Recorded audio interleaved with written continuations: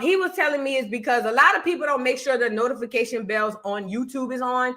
And then another reason, I know y'all not gonna change it because I wouldn't either. But y'all know how like when you get your notifications on your phone and you can go to the app from your phone and say, hey, send me these notifications, but don't send me these. Like for instance, I don't get Facebook notifications on my phone.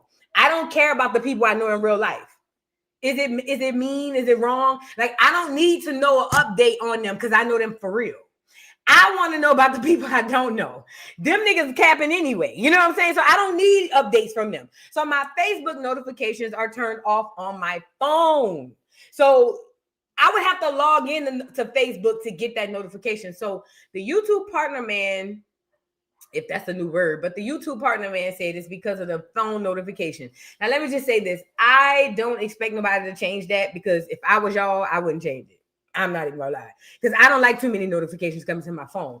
However, if you are one of those who don't mind, that's probably why you don't have the notifications or you're not getting them. So check your phone notifications and make sure the bell, the all sign is on the bell.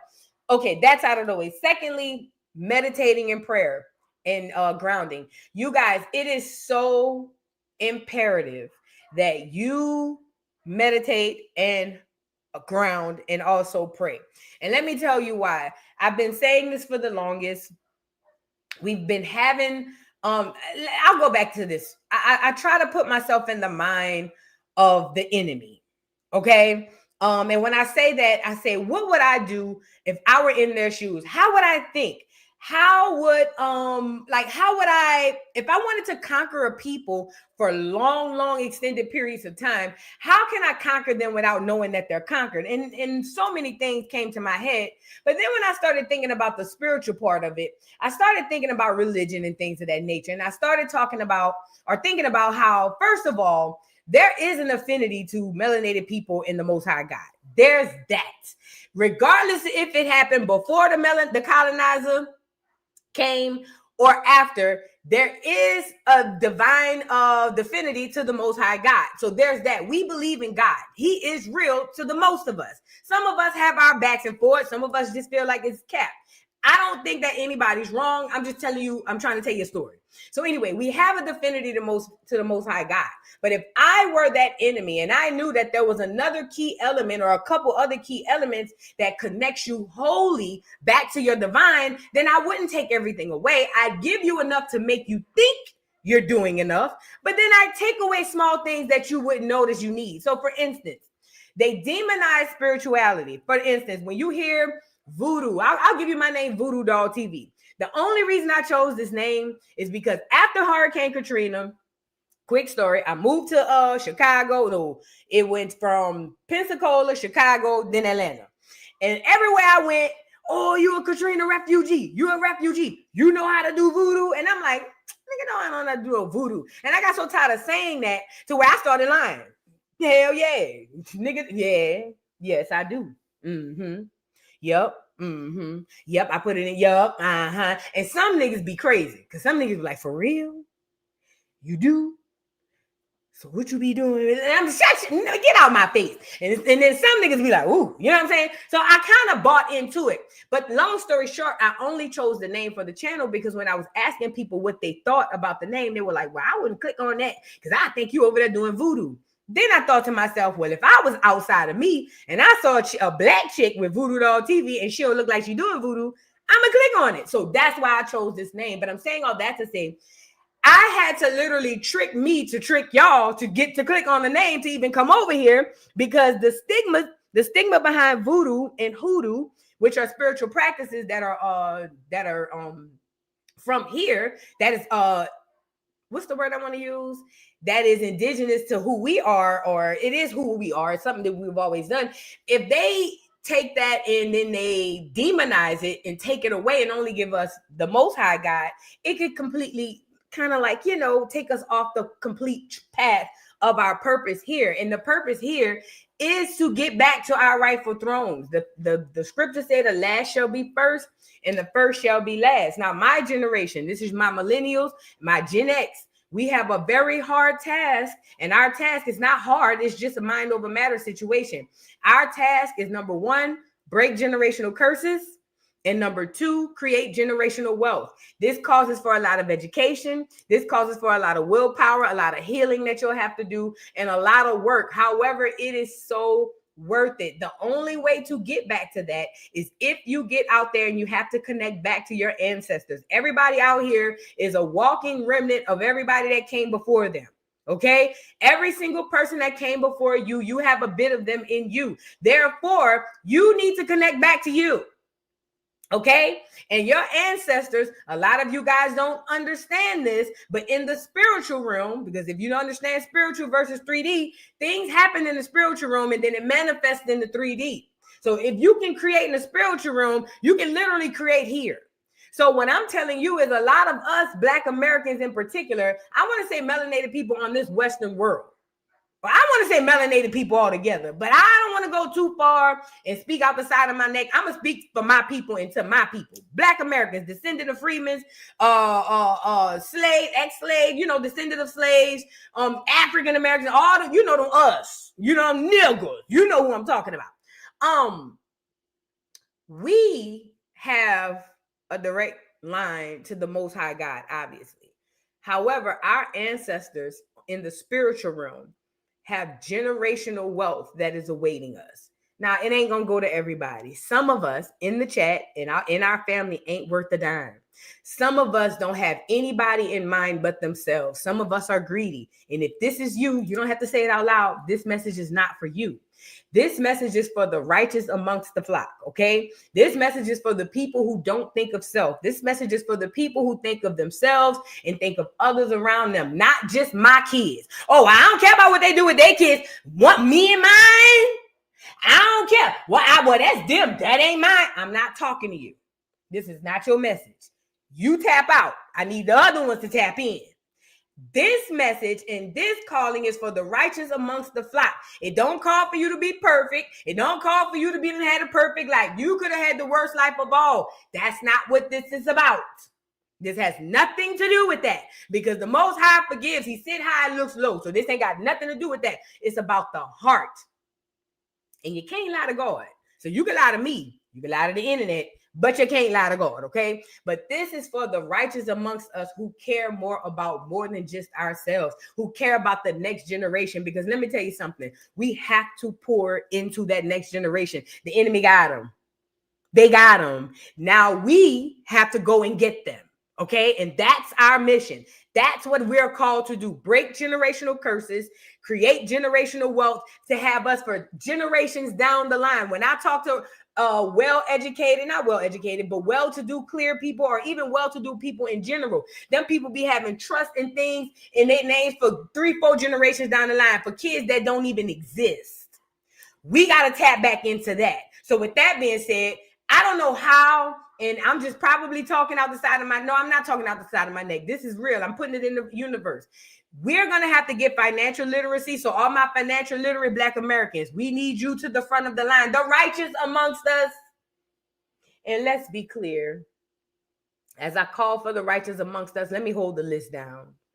There will be a team of us who intuitive skills, psychic skills, clairvoyant skills, all our skills will be so sharpened that we will be able to sniff you demons out like nothing you've ever seen. Okay, let's really be clear about that. So if you think you're gonna get by 1 or 2, you're not gonna get by. Okay, and even if you got by us, we stand behind a God that you're not gonna get by, and we all come with instant karma. So let's really be clear. So be mindful when I talk about what I'm talking about, because this is not a calling for everybody. This is a calling for the righteous. Okay, now with that being said, there's a calling of us to break these generational curses and create this generational wealth so that we can take our rightful places back where we were. Okay. And that's what we have to do. It has to be in your heart. It has to be in you, not on you. You can't make yourself feel like that. It has to be something you've always felt. Okay. Now, with that being said, the way to get to this is back to the ancestors. How do you get to your ancestors? In yourself.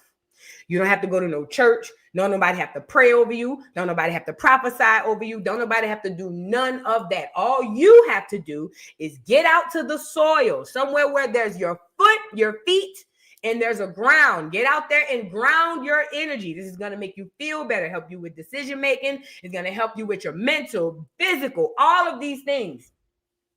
You also need to ground and meditate, because when you get to breathing and try to clear your mind and just listen to your thoughts, you will then tap into the ancestors. And if you are one of the people who they choose or who would be the chosen one, you will know it. And there's that on that. But even if you are not, if you are still amongst the righteous, there's generational wealth available for you, okay? And it looks different for everybody. We could keep marching down to the Washington place, asking the clear man, hey, 2, 4, 6, 8, reparate or integrate. We could do that all day, or we could try something new. For all of us heavy spiritual, for all of our heavy religious people, I know it's going to be hard for you guys to grasp this idea, even though your book talks about this all throughout it. I would only ask people who are close-minded to please at least think of the idea of opening it. If you are closed-minded to it, that's fine. I just only ask that you not impede the progress of those of us who are trying to find another way out. And also, if you have a mindset of I can't, lack, fear, doubt, what's the other ones? All that, yeah, and I'm gonna give you examples. Well, yeah, we can't build another Black Wall Street. Look what they did in Tulsa. If we try to move over here, they gonna come and bomb us like that. All of y'all, please stay as far away from me. I don't need that low vibrational stuff around me. That is I don't need nobody around me like that. As a matter of fact, if you are thinking and you elevate on a higher vibration, I would suggest that you minimize those type of interactions, because that energy can rub off on you. You are entitled to believe what you believe. Others are entitled to believe what they believe. We've tried marching. We've tried getting our ass whooped. We've even fought back. We trying something different. Well, we're going to fight back in this room and in the other room. For those who heed the call, you know what it is. Please get out there, ground. Please also not only ground, please also get out there and meditate. Meditate inside, outside. It don't matter. Clear your mind and just breathe and listen to you. Listen to you. You can't lie to you. So listen to you, okay? Also, for everybody out there, you need to be doing genealogy. You need to find out who you are, where you come from, who your mom and them, who her mom and them, who they mom and them, they mom and them, they mom and them, so on and so forth. And on the paternal side as well. This is another way that we will go and get our reparations. I ain't marching nowhere. I'm not marching. I ain't marching. My grandma and them marched. I ain't doing it. So with that being said, I feel like we might have another way of going about this, but marching it's not an option for me. I'm not giving them clear people my energy, and them people down at them people government my energy, so I can make the people behind me believe that we marching for a cause that's actually gonna happen. That shit, man. Let's move on. Anyway, come on in, like the video. I hope y'all do your genealogy, and I hope y'all are grounding and meditating. This is the way. And listen, trust me, just trust me, okay? Now, we got a show today. We got to talk about, Okay, so first and foremost, we have Kyren Lacey. I always thought that story was really, really, really crazy from the beginning. If y'all don't know who Kyren Lacey is, he is the LSU football player who mysteriously was he was accused of causing a crime or causing a car accident. And then later, he ended up allegedly committing suicide. I never bought that. Let me start there. However, we're here. And now we're finding out that that young man was framed. And we're going to get into why I never bought that story and why I believe something deeper is going on here. So we got that. And then we also have Joseline Hernandez under fire because a clip of her Joseline's Caberet has surfaced where she's being a pimp to a bunch of women. And now people are like, oh my God, Joseline is crazy. I saw 1 minute of it and I knew I didn't like it. We're going to get into it because she responded.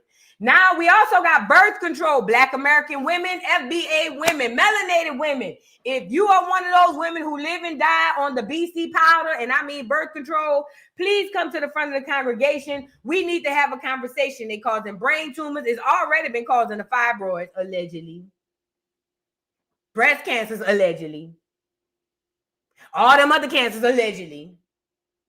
However, comma, we gonna discuss the new cause, which is brain tumors. We gonna learn, and then we also need to talk about, I think that's it, FBA ICE raids. Yeah. So there's a big fake scare on TikTok of some tethers going around saying that, girl, what in the world? Of some tethers going around saying, girl, y'all gonna have to watch me fix this on here, because I refuse to let this thing, because this thing barely even on here for real.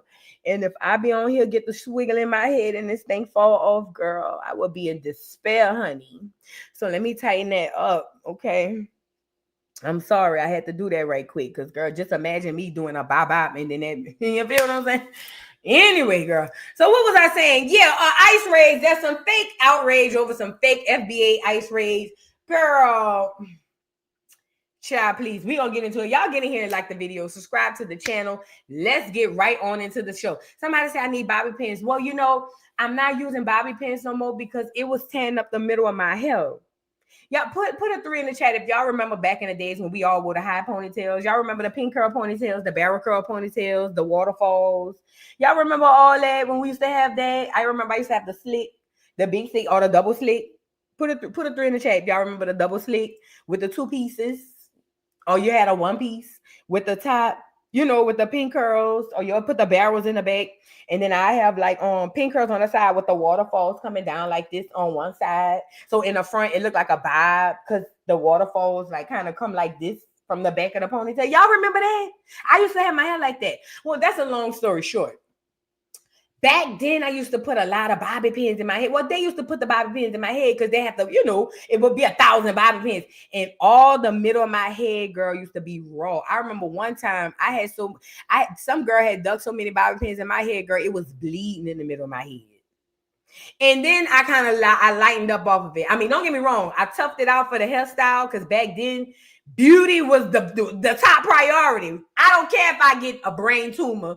This pink curl ponytail got to go up. They got a dance Friday night.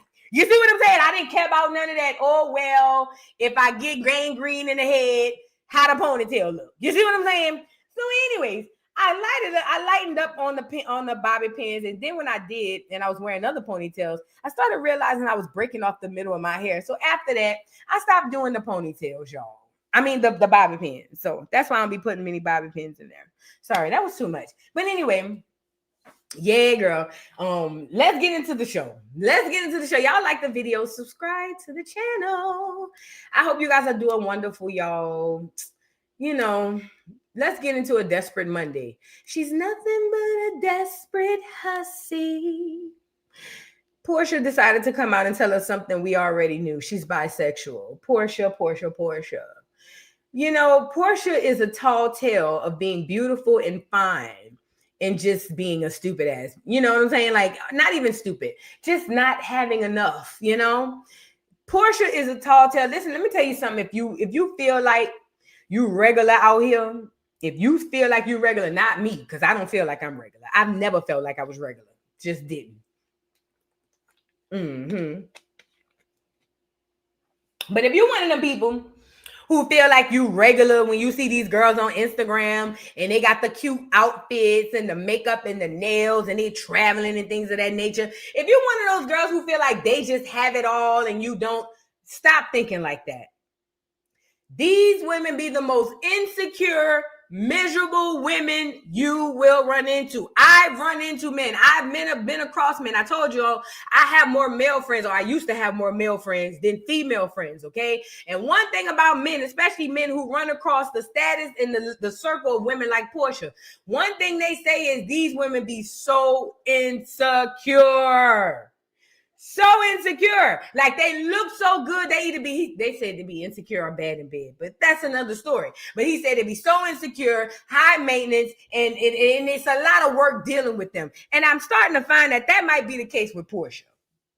Portia's a beautiful girl. She's fine. But when it comes to Portia's love life, she just can't get right. And we all have struggles, so that's not what I'm saying. But Portia, people don't like Portia the way Portia like people. Does that make sense? And the way Portia looked, it doesn't make sense for that because you would think people would just adorn her, you know? But either way, she came out to tell us she likes girls and boys. She likes to scissor and ride the pole. And I was sitting up here saying, girl, we been knew that. We found that out when y'all went to the cabin, when you was over there with Bolo. Remember you had got Zick and Cooch that night?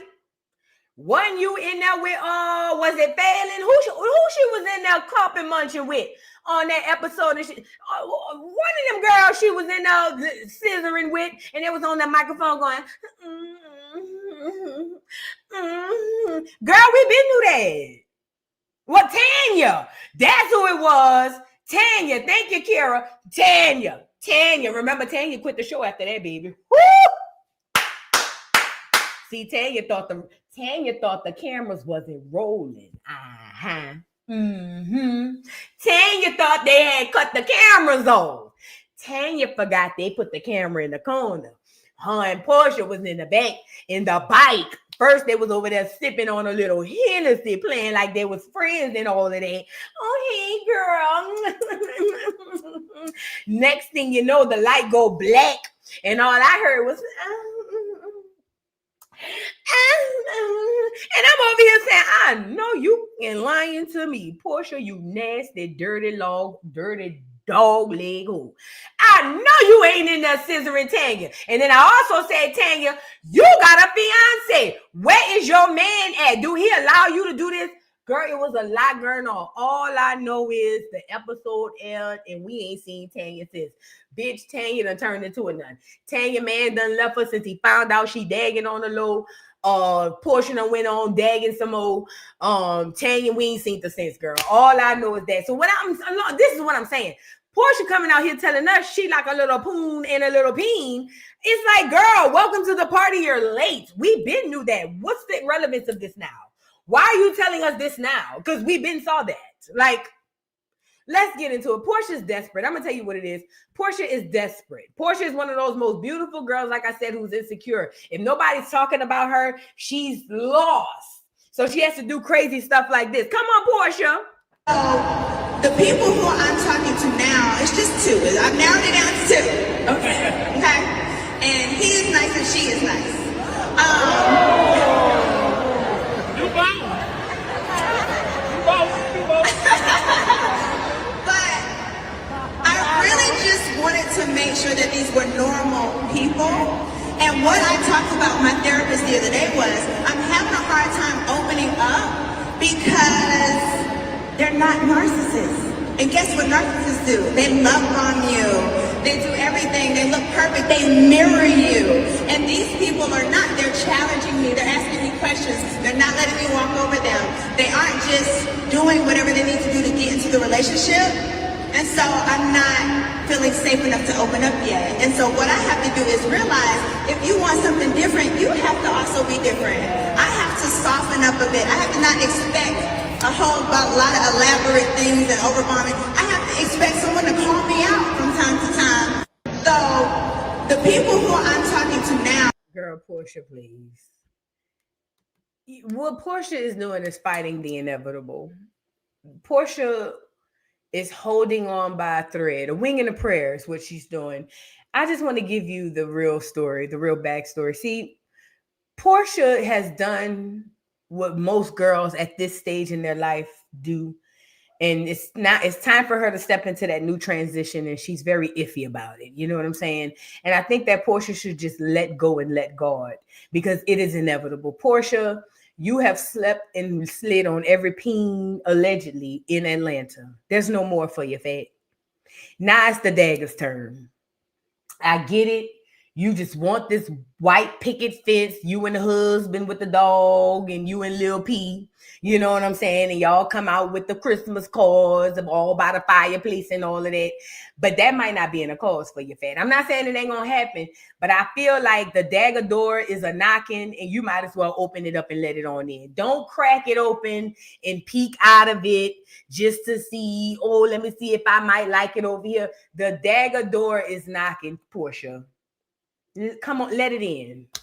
It's your time. This your transition. There's no more men for you left. This is the only next step for Portia to go to the daggers. Now listen, one thing about the daggers, they are so forgiving. They don't care how many peens you had, girl. They gonna say, come on in. They just welcome you with open arms. They know you all torn and battered and bruised. They ready to lick your wounds and make you feel better, be the man you never had and none of the men you was with. They ready, girl. Just open the door. Don't crack it. Take the chain off the door. See, that's what it is. Portia want to open the door with a little chain on the lock. Girl, take the chain lock off the door. Open it in. Open it up. That's where you're going to end up anyway. That's what they going to call you when you get upstairs. Let's go. Oh, girl, come on, girl. Open the door. Let the daggers in. Portia, ain't nobody checking for you, girl. But I hope Portia finds her way. Portia want to call everybody a narcissist. Portia is definitely a narcissist. As a matter of fact, people who are narcissists are the first people to call people narcissists. I found that. People who are narcissists use the term narcissist a lot. So if you use the term narcissist a lot, you might have a lot of narcissistic traits, okay? Portia is definitely a narcissist, but she should just need to just let it go. Let go and let God. Portia, we don't care if you licking and sticking, girl. We don't care. We been knew that. Remember when Candy was going to bring you down to the dungeon? Did she forget? When Candy was going to give her a little M&M pill? And bring her down to the dungeon. Huh, and Tide? I would have loved to see how them two little Oompa Loompas gonna climb that tree. Could you imagine drugging big Portia? Portia, big old Portia, and you got these two Oompa Loompas trying to tie her down? Girl, Tide and Candy, please. I don't even know how they caught her straight. Let's move on. Tide and Candy just caught her straight. Let's move on. Girl, a time. Oh, y'all seen this? Oh, yeah, Deion Sanders. He's suffering blood clots. Now, y'all know he had them surgeries on his foot. And I think he got like 6 toes or something like that. You know what I'm saying? Or 7. And I've always wondered how that worked with him walking so much, coaching, because I don't know a lot about medical, but I do know, I don't know. I just always wonder. But now he's making an announcement saying that they found blood clots in his leg. So let's get into it, y'all, and keep the prayers up for Deion Sanders. I think I got more blood clots. Cat's out the bag, all right? I think I got more blood clots, man. It don't make sense. I'm hurting like crazy. I got the doctor's appointment Monday to see what time it is. So that's what's going on. I'm not getting blood to my leg. That's why my leg is throbbing. I'm sorry to get that out, but thank you for noticing. I think I got more blood clots. Okay. Wow, he said he's not getting blood to his leg. Wow. My heart goes out to him. Prayers up for Deion Sanders. It could be anybody. I might have my disagreements on, you know what I'm saying, whatever he did with the HBCU stuff, but I don't wish that on nobody. But yeah, prayers up to him. I just hope that it's not what I think. I just hope. I just put my prayers up for him and hope that he pulled through. I will say this though too. There's nothing like, and this to my brothers out here. Black men, can I talk to y'all? Don't worry about the black women. Lead them. Don't worry about them. To whatever black men on here, let me say this to y'all. Do not let this society and these hoes y'all running into trick y'all out of being Deion Sanders. There's nothing like being in a situation like that with a young whippersnapper that don't really know you. We need more families, man. That's what we need. We need more unions, okay? It's cool. It's fine. Have your little fun or whatever.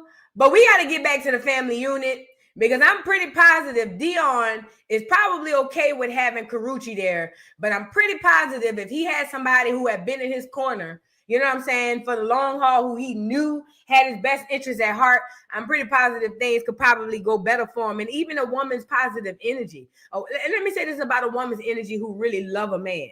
And this is to any man. If you've never experienced this, you've never been loved. And if you've experienced this and you've only experienced this once, this person really loved you. The other people never loved you. A woman who loved you, you feel it. Okay? You don't see it. It ain't nothing shown on the TV. It ain't nothing they buy with their money. It ain't nothing they say out their mouth. You feel it. Okay? You feel it when she talk to you. You feel it when she in your presence. You feel it when she touch you. Even when y'all upset. And matter of fact, this is how you know when you feel it. When she ain't there, you feel it. You feel she ain't there. That's a woman who love you. It ain't what she'll do. It's how far she'll go and how she makes you feel. So what I'm saying is, getting into the latter years, I know we had this whole gender wars thing where the men was telling the women buy cat and die alone, and then the women was telling the men, oh, y'all gonna die alone in the cemetery and in the old folks home. That was cool, but we off that now. We off that. Because in order to create this generational wealth and break these generational curses, the first thing we have to do is create families, units. Okay? So with that being said, all that gender war stuff, we got to get rid of that because there's more to do. And as far as the men, don't let this internet trick you into being a Dion, because I don't know that man, ain't never met him from a can of paint, but I'm pretty positive something as deep and as crazy as not having blood flowing to his legs. He probably wish he had somebody more solid. Not saying Karuchi is not, but somebody who really, really genuinely, without question, he knows love him. Okay? So that's all I'm going to say. Don't let this internet fool y'all and trick y'all out of y'all relationships, because these relationships are also what's going to break the generational curses. Everybody want to get on here hollering, oh, what they be saying? Welfare took the black man out of the home. Okay, bet. Let's go with that. Let's say welfare took the black man out of the home. Let's put him back in there.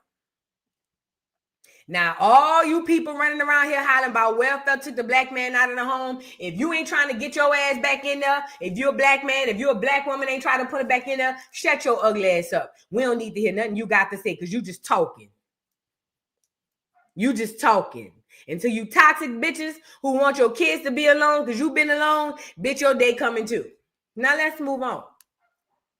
I want to get into this little clip. Y'all remember this dude who exposed Diddy? I must have seen this a million times. Y'all, check this out. But this dude exposed Diddy, but he really kind of exposed the industry. But let me say this too.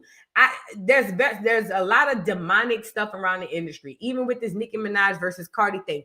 Every single one of them who you see that touch that stage have to touch some sort of demonic force. They have to. That's the way to get in that white boy, that orange juice boy's industry.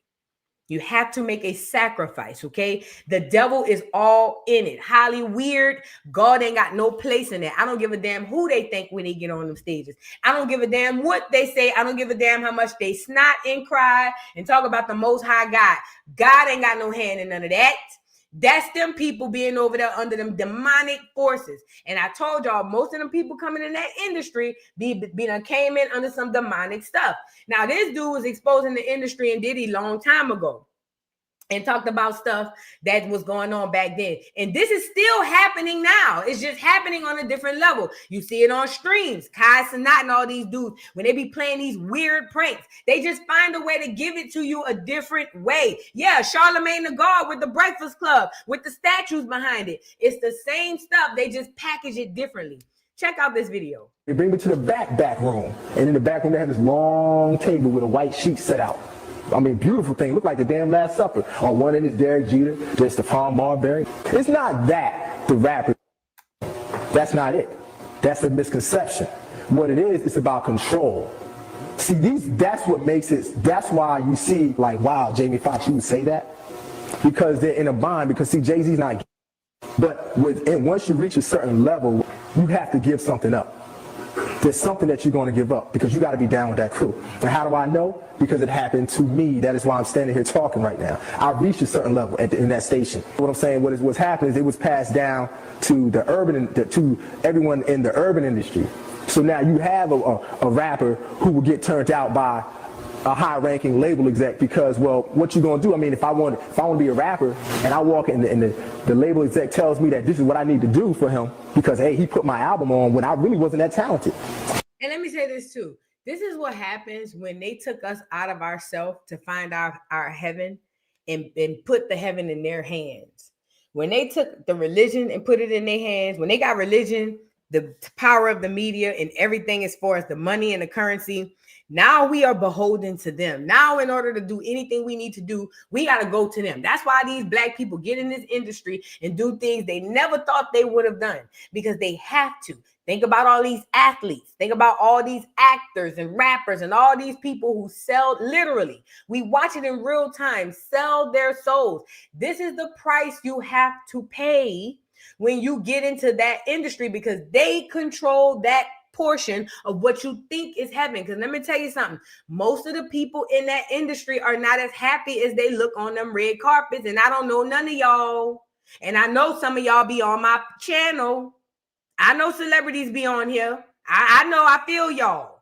Okay. And y'all know better than me that most of y'all ain't living like y'all say y'all living. Y'all don't have what the people think y'all have. And life ain't going the way we believe it is going.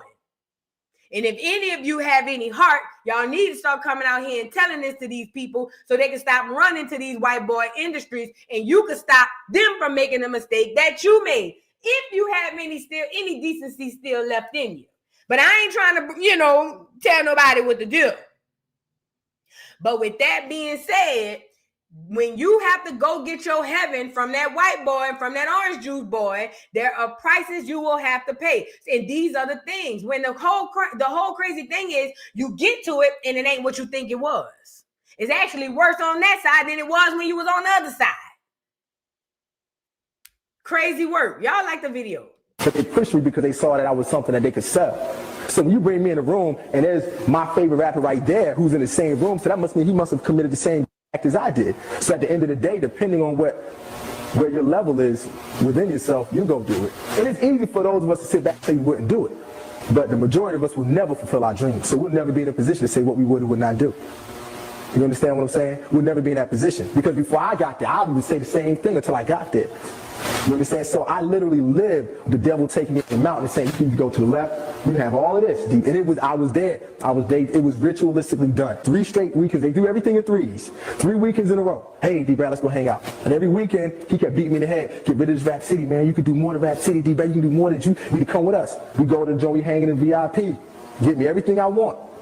Then every time we hung out, it was the same way. Then they bring me to the back room. And in the back room, they had this long table with a white sheet set out. I mean, beautiful thing. Looked like the damn Last Supper. On one end is Derek Jeter. There's Stephon Marbury. I'm trying to talk to the model chicks. He's like, nah, D-Brad, come on, sit right here. We get inside the limo. We're in the car. The man standing across looking at me like I owe him something now. And while he's doing that, he's sitting there with his legs spread open, rubbing his... Now, I'm in a situation where I'm like, no, what am I going to do for you? So for me, I had to turn that away. But... You a grown-ass man. I'm sorry. There's nothing to take away from your brother. What's his name? D-Brad.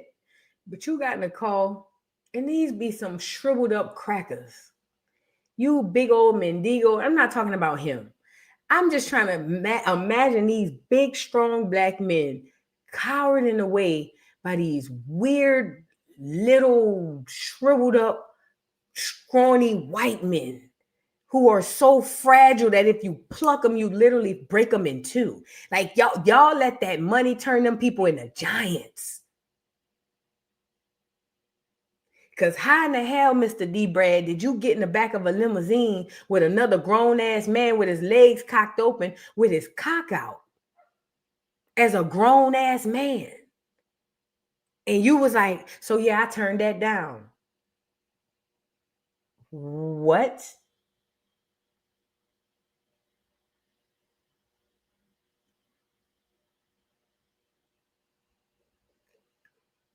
I'll let y'all finish the thought.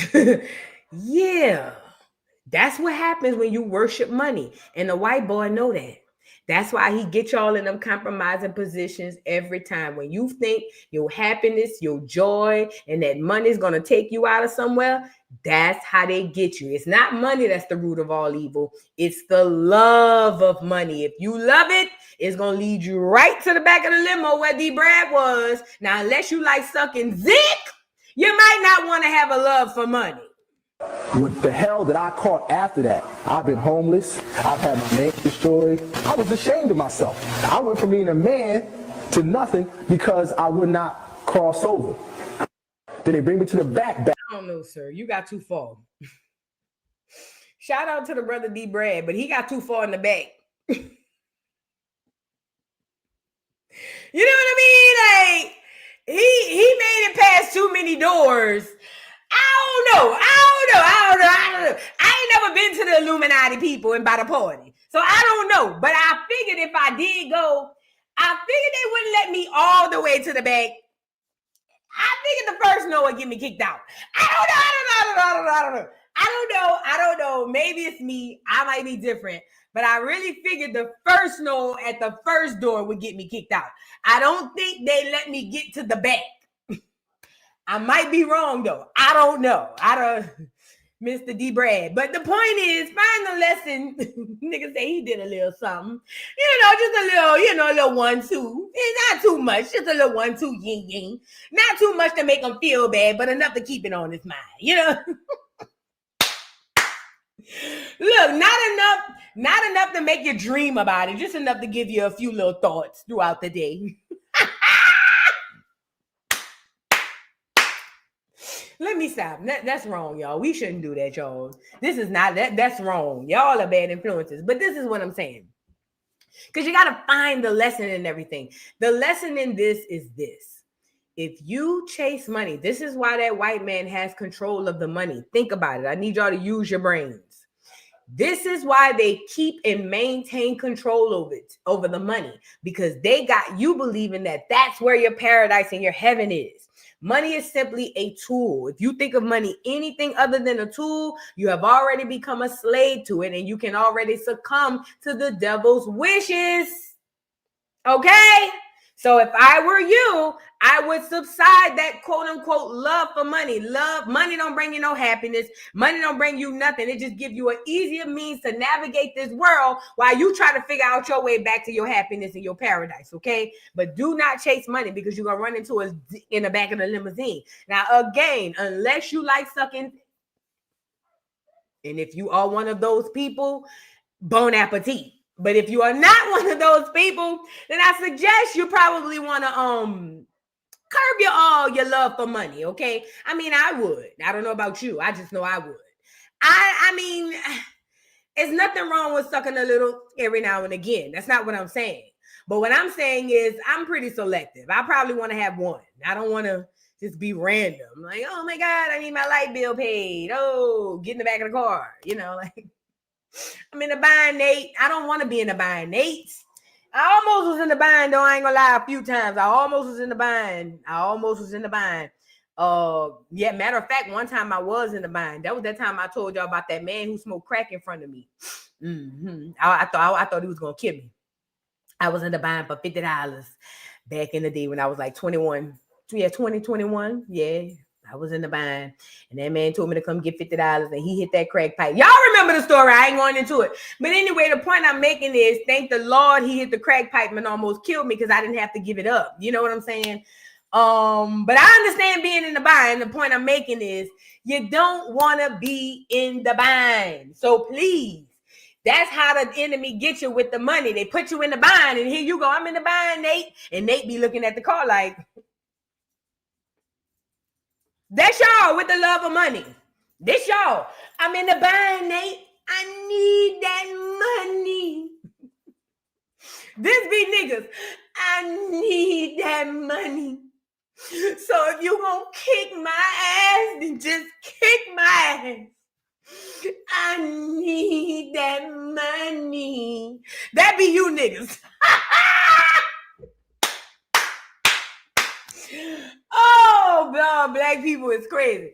Listen, ain't nothing wrong with wanting money. You gotta have money. Just curb the love for it is the moral to the story. If you can, please curb the love for the money. Please, if you can. That's the moral to the story. We gotta get back into the show because y'all doing the most over here now. Y'all doing the most. That's how niggas be though. Y'all know I ain't lying. Stop me when I start lying. That's all I ask you to do. When I start to the lie, then you stop me. But if I'm telling the truth, let me roll. You feel what I'm saying? Mm-hmm. Yeah. Look at Lyric talking about she didn't get nothing. She didn't do shit right. Facts. Bruh, Bro, y'all know my memory is in movie. My memory literally is in movie and music. That's how I remember things, in movie and music. So that's why my references be coming out like that. Now let's get serious. Black American women, come to the front of the congregation. We got to talk. We got to talk. Birth control, birth control, birth control. Let's get into it. First and foremost, as a Black American woman, the worst fear of mine is having a whole bunch of churn. I ain't gonna lie. Blessed to the women who have a bunch of churn. You know, they say the Most High only give you what he know you can handle. That's why I only have one. You see what I'm saying? But to you, to those of you who the Most High blessed with a bunch of churn, first of all, thank you for your services. And second of all, better you than me. Ain't me. Bitch, please. Girl, please. Girl, ain't running around with buku churn. So with that being said, I understand the sentiment of wanting to be careful so that you don't be running around getting pregnant. A lot of us are a bunch of fertile myrtles, okay? And we can't help it. It's in our DNA. We are the melanated women, the only melanated women who carry that mitochondria E gene, by the way. So I understand we can be some fertile myrtles. However, we have been sucked into this idea that birth control is the only way. And for some, I am not telling nobody to get off birth control. Do what's best for you. The only thing that I'm asking my Black people, Black American people, Black women, period, who's under this birth control system is to please do your research. This is what I learned when my daughter was about 10 or 11 years old. I started out on Depo-Vera. That was my very first birth control because I got pregnant the first time I decided to feel the skin. You feel what I'm saying? Girl, by a birthday, it was a whole lot going on. Anyway, so after that, I was terrified, PTSD even, traumatized. And with that being said, I wouldn't leave the hospital without my Depo-Vera. Now, I got the Depo-Vera shot and I kept getting it and my weight was up and down. Girl, I had blew up like a balloon, depressed, eating, losing my mind. So then I realized my cycle was off. So then I decided to switch. So I said, I'm going to do some research. And I went into, that's when they offered the Nexplanon, whatever that little thing that go in your arm. Because I did all my research on the other ones and they were just horrible. So I tried the new thing and I must have had that thing in for about a month or two. And it literally threw my mental, like my whole body, my equilibrium, my brain, my thoughts, everything, my sex drive, everything was off. But I'm telling you guys all that to say this. I sat down and looked through all those birth controls. And this is before I was heavy in the internet. This is I would say about 2009, 10, maybe 11. And I realized when I researched all these birth controls that they're all poison. Not only are they all poison, they're not as efficient or as effective as they claim to be. And you have a better chance of suffering an illness from the birth control than preventing a pregnancy. So then I started asking myself, what's more important or what is more valuable to me? Not having more kids or having my health? Okay, so I decided, this is just me. I'm not telling you what to do. I'm just telling you how I came to the conclusion I came to in about 2010 or 11. I decided for me that if it is God's will for me to have a bunch of children, which I prayed every time I, lived on the wild side. I prayed down, Lord, please, if you let me through, and Lord, please, Jesus, please, if you let me through this with God. And then every time I came back, but we have a relationship. That's the perk. It's not the perk.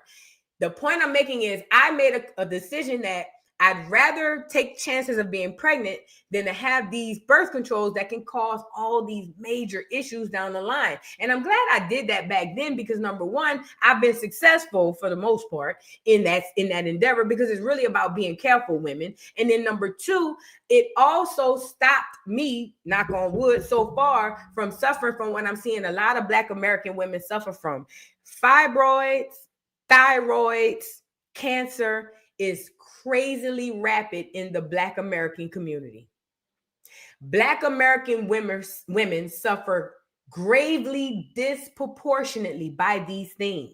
And I believe, I don't know this to be a fact, if I had to narrow it down to what it is that we're doing that no other group is doing, it's not that we're doing anything. It's what they're giving us versus what they're giving everybody else. Understand the enemy. His tactic is to attack you from every which away from loose. The environment, the medicine, the food, the media, spiritually, every which away but loose.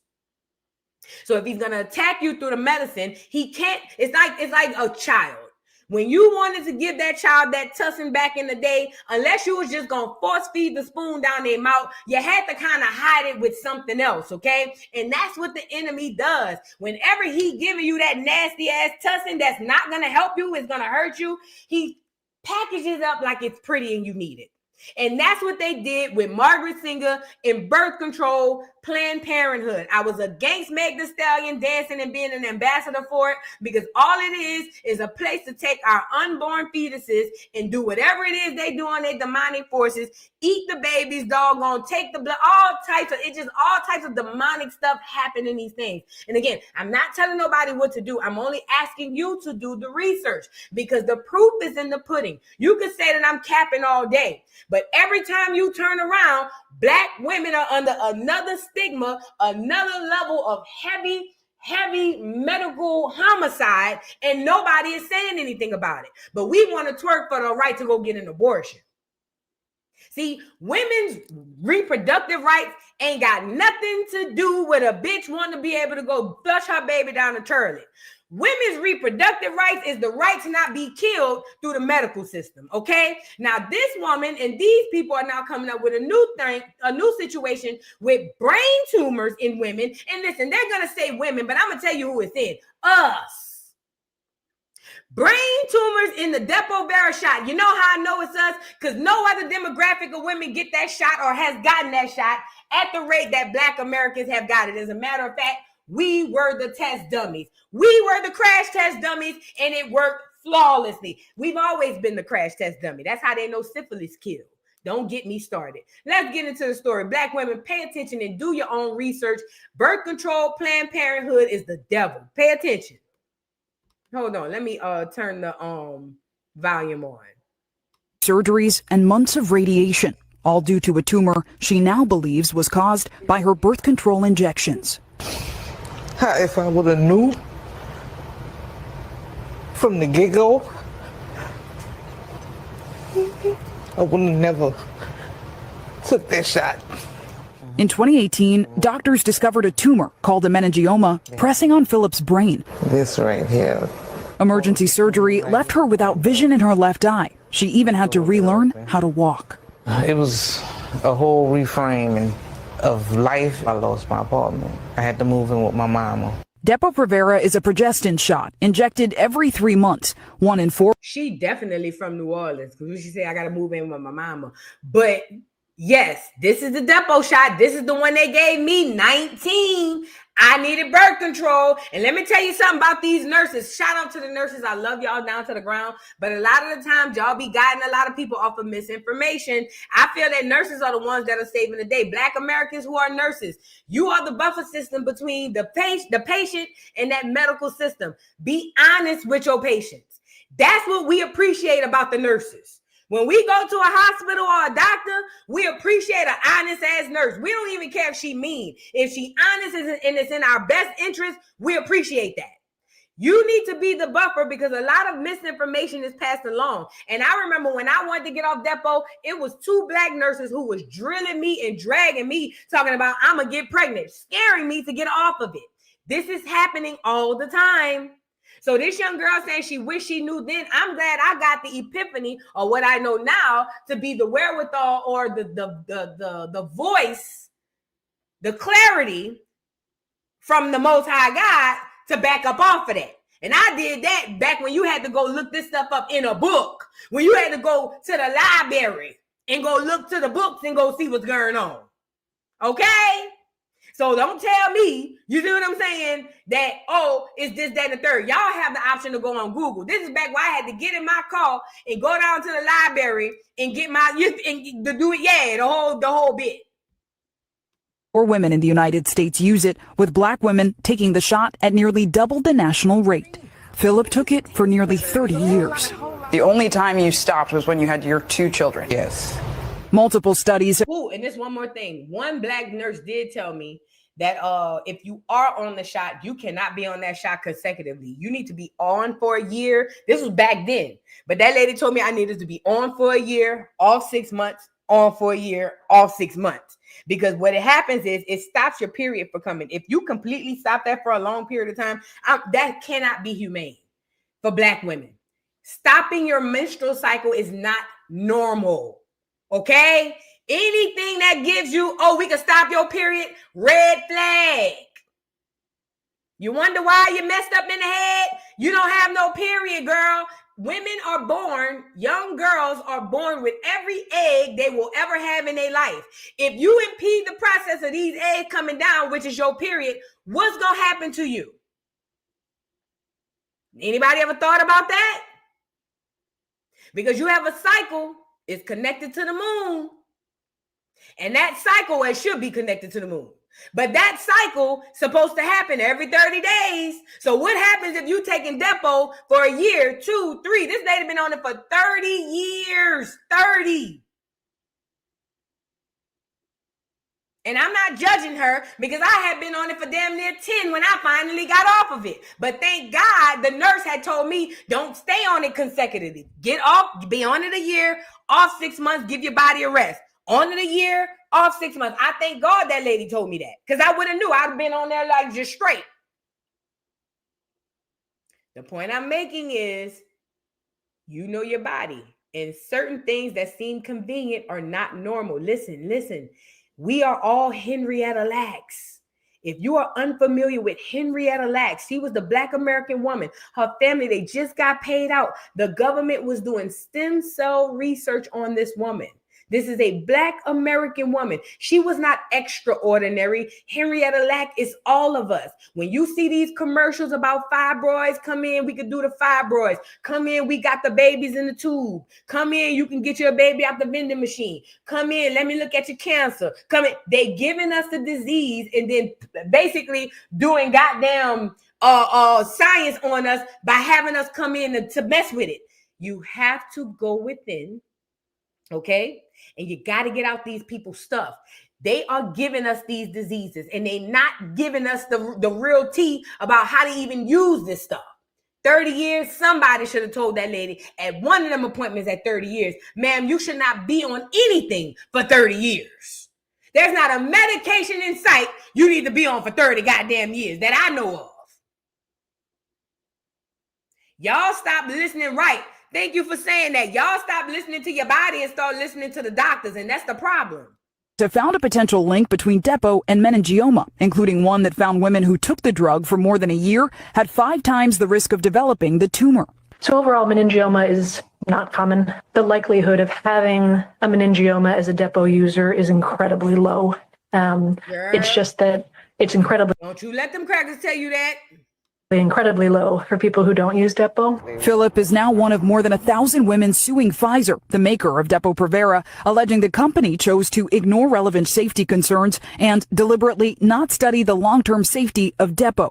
These women all have meningiomas, many have surgery, some have radiation, and they've all had their lives greatly impacted. The European Union added a warning label for meningioma to the drug in 2024.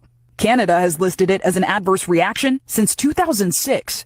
No such warning exists in the United States. In a motion seeking dismissal of the case, Pfizer says it became aware of the risks of meningiomas in 2023 and made an application to the FDA to change the drug's warning label. The company says the FDA rejected their effort to warn patients. The FDA declined our request for comment, but in a letter to Pfizer included in the motion, it wrote the findings of the available observational studies alone do not support the addition of a warning. Pfizer saying to NBC News it stands behind the safety and efficacy of Depo-Provera. There was enough information decades ago for them to have done the proper studies and paid more attention and warned. Even after Robin Phillips' 2018 surgery, she kept taking Depo. Her tumor grew back. If you had known about this link, this risk earlier, would you have stopped? Yes.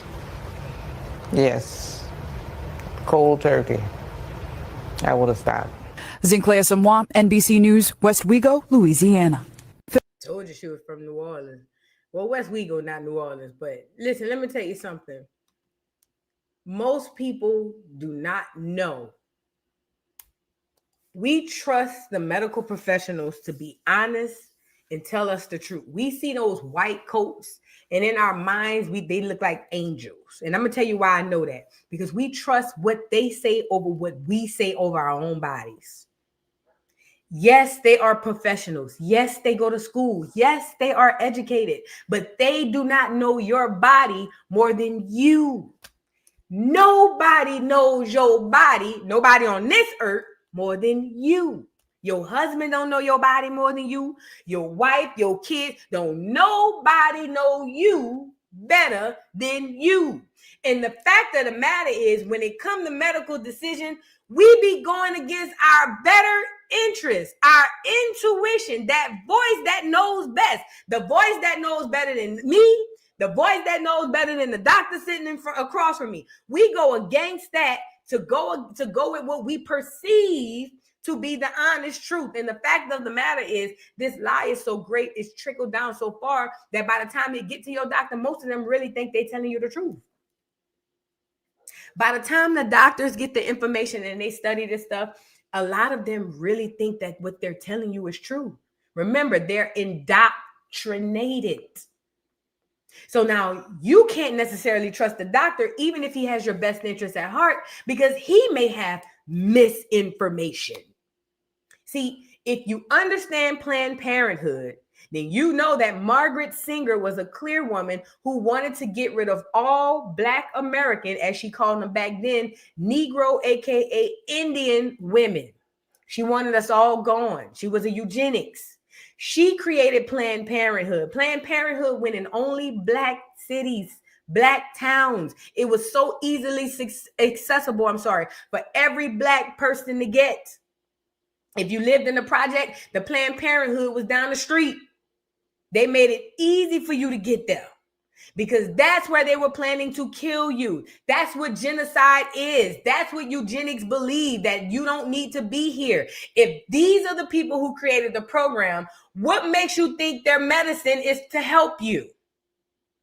Think about what I am saying. If a clear woman who believes all Black people should be dead created the program, who created the medicine, what makes you think the medicine is here to help you?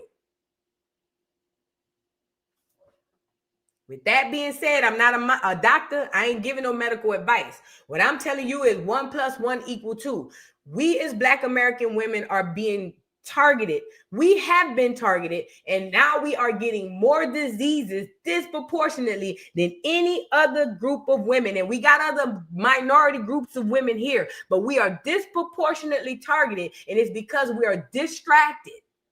Y'all got y'all faves over here being ambassadors for Planned Parenthood, and because you like her, you following behind Meg Thee Stallion. Meg Thee Stallion is leading you into a burning bush. I don't make it up to this lady to know that she shouldn't have Depo for 30 years. She is a regular woman. She don't know nothing about medicine. She been going to the doctor for 30 years and nobody stopped her and said, hey, ma'am, do you know it's bad for you to keep getting Depo-Barrel for 30 years? They the professional, not her. The doctors are the professionals, not her. But this is what happens when you're not in tune with who you are. This is why you need to be grounded. This is why you need to be meditating. Okay? Because when you know your body, can't nobody outside your body tell you about your body. I'm not saying you're going to go back and forth with a surgeon or go back and forth with a medical professional. But what I'm saying is, when it comes to you and your body, you know it better than you. These folks gave us these diseases through this Planned Parenthood, and now they treating us as if they didn't. That's the same thing they did with syphilis. With what was it in Tuskegee? That's the same thing they did. Remember, they gave those men syphilis. See, the new history will tell you that they got it and spread it. No. They gave those men syphilis and then watched them. They gave it to them, sent them home. Most of them was already married, cheating on their wives, and the enemy literally gave them syphilis, injected it in them, and watched them go spread it throughout the land. And not only did they watch them for a year, they watched them for tens of years. Tens. These men were injected with syphilis in their 20s. They didn't get their reparations behind that stuff till they was 70, 80. That's how long that enemy watched them men walk around and spread that syphilis around. So you mean to tell me that they wouldn't do nothing through your Planned Parenthood? Think. Black women, think. Use your brain. If they did that to the black men with syphilis in the Tuskegee experiment, what make you think they wouldn't have Margaret Sanger put the Planned Parenthood in the thing to watch 100 years and see what happened? And it grinds my gears to see these clear people, these red dot Indian people, and all these Africans on here talking about, come in, we want to talk to you about your fibroids. No, bitch, you gave me the fibroids. Why would I come in there and talk to you about it? What sense does that make? It's almost like me shooting you and saying, come here, let me patch you up. Bitch, you shot me. No, I don't want you to pat me up. Bitch, I'd rather bleed out. Does that make sense? So I don't know who needs to hear this. Long-term birth control, in my opinion, is bad altogether. And once I got off birth control, and it took years to get my body back regulated, get my cycle back regulated, when I tell you my mental has been the strongest it's ever been, and that was years ago. But what I'm telling you is, if you depend on the medicine that he gave you for the disease that he gave you, you will walk yourself right into hell. Black women, do your own research. And the quiet part is, most of y'all so scared of getting pregnant. Hell, y'all been on birth control so long, you ain't probably gonna get pregnant. Hell, the shit that knocked you off your rocker. Quiet as it's kept, because it did it to me. By the time I finally got off birth control, girl, my cycle was so off my whacker. Even if I wanted to get pregnant, I couldn't. My body was all out of whack. Girl, my body had to rewire back together. So don't even trip. Some of y'all just too fertile. I ain't telling y'all all y'all ain't gonna get pregnant. Some of y'all gonna get pregnant. Now, don't come over here talking about voodoo, this your godchild, because you told me I wasn't gonna get pregnant. I ain't say all that. What I'm saying is, some of y'all bodies gonna be so far out of whack, you'll be fine, baby. You'll be fine. Take time off of that stuff and give your body a rest. You want to connect, you got to get all that nasty stuff up out you. Okay? Fibroids, all this stuff, nice brain tumors, they killing us day by day. Let's move on.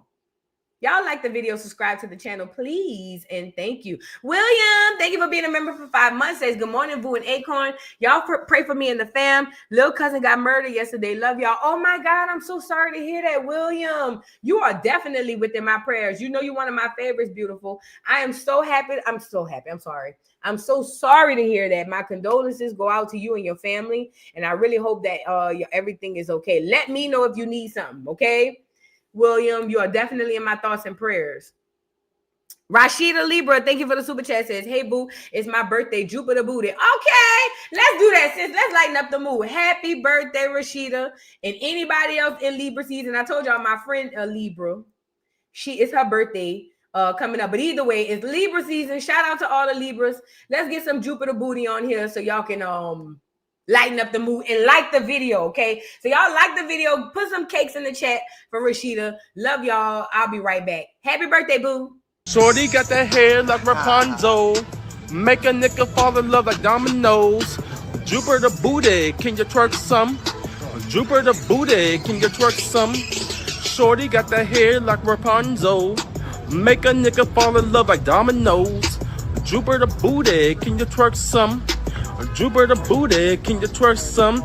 Goddamn, shorty so fine. Like a treadmill, she be running through my mind.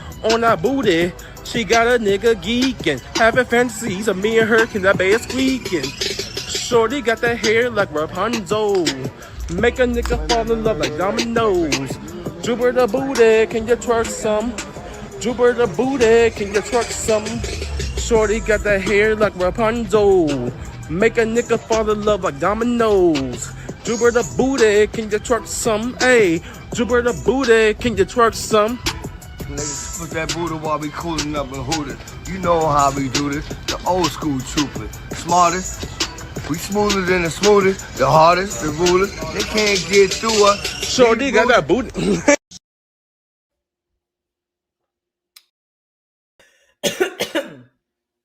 Girl. Girl.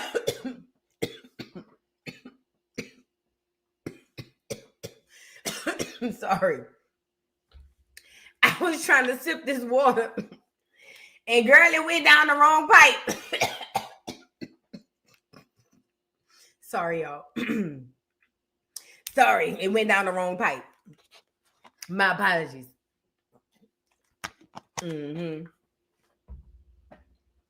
Get the likes up on the video. Let's move on. Niggas say put your arms up. Me, tell me put your arms up.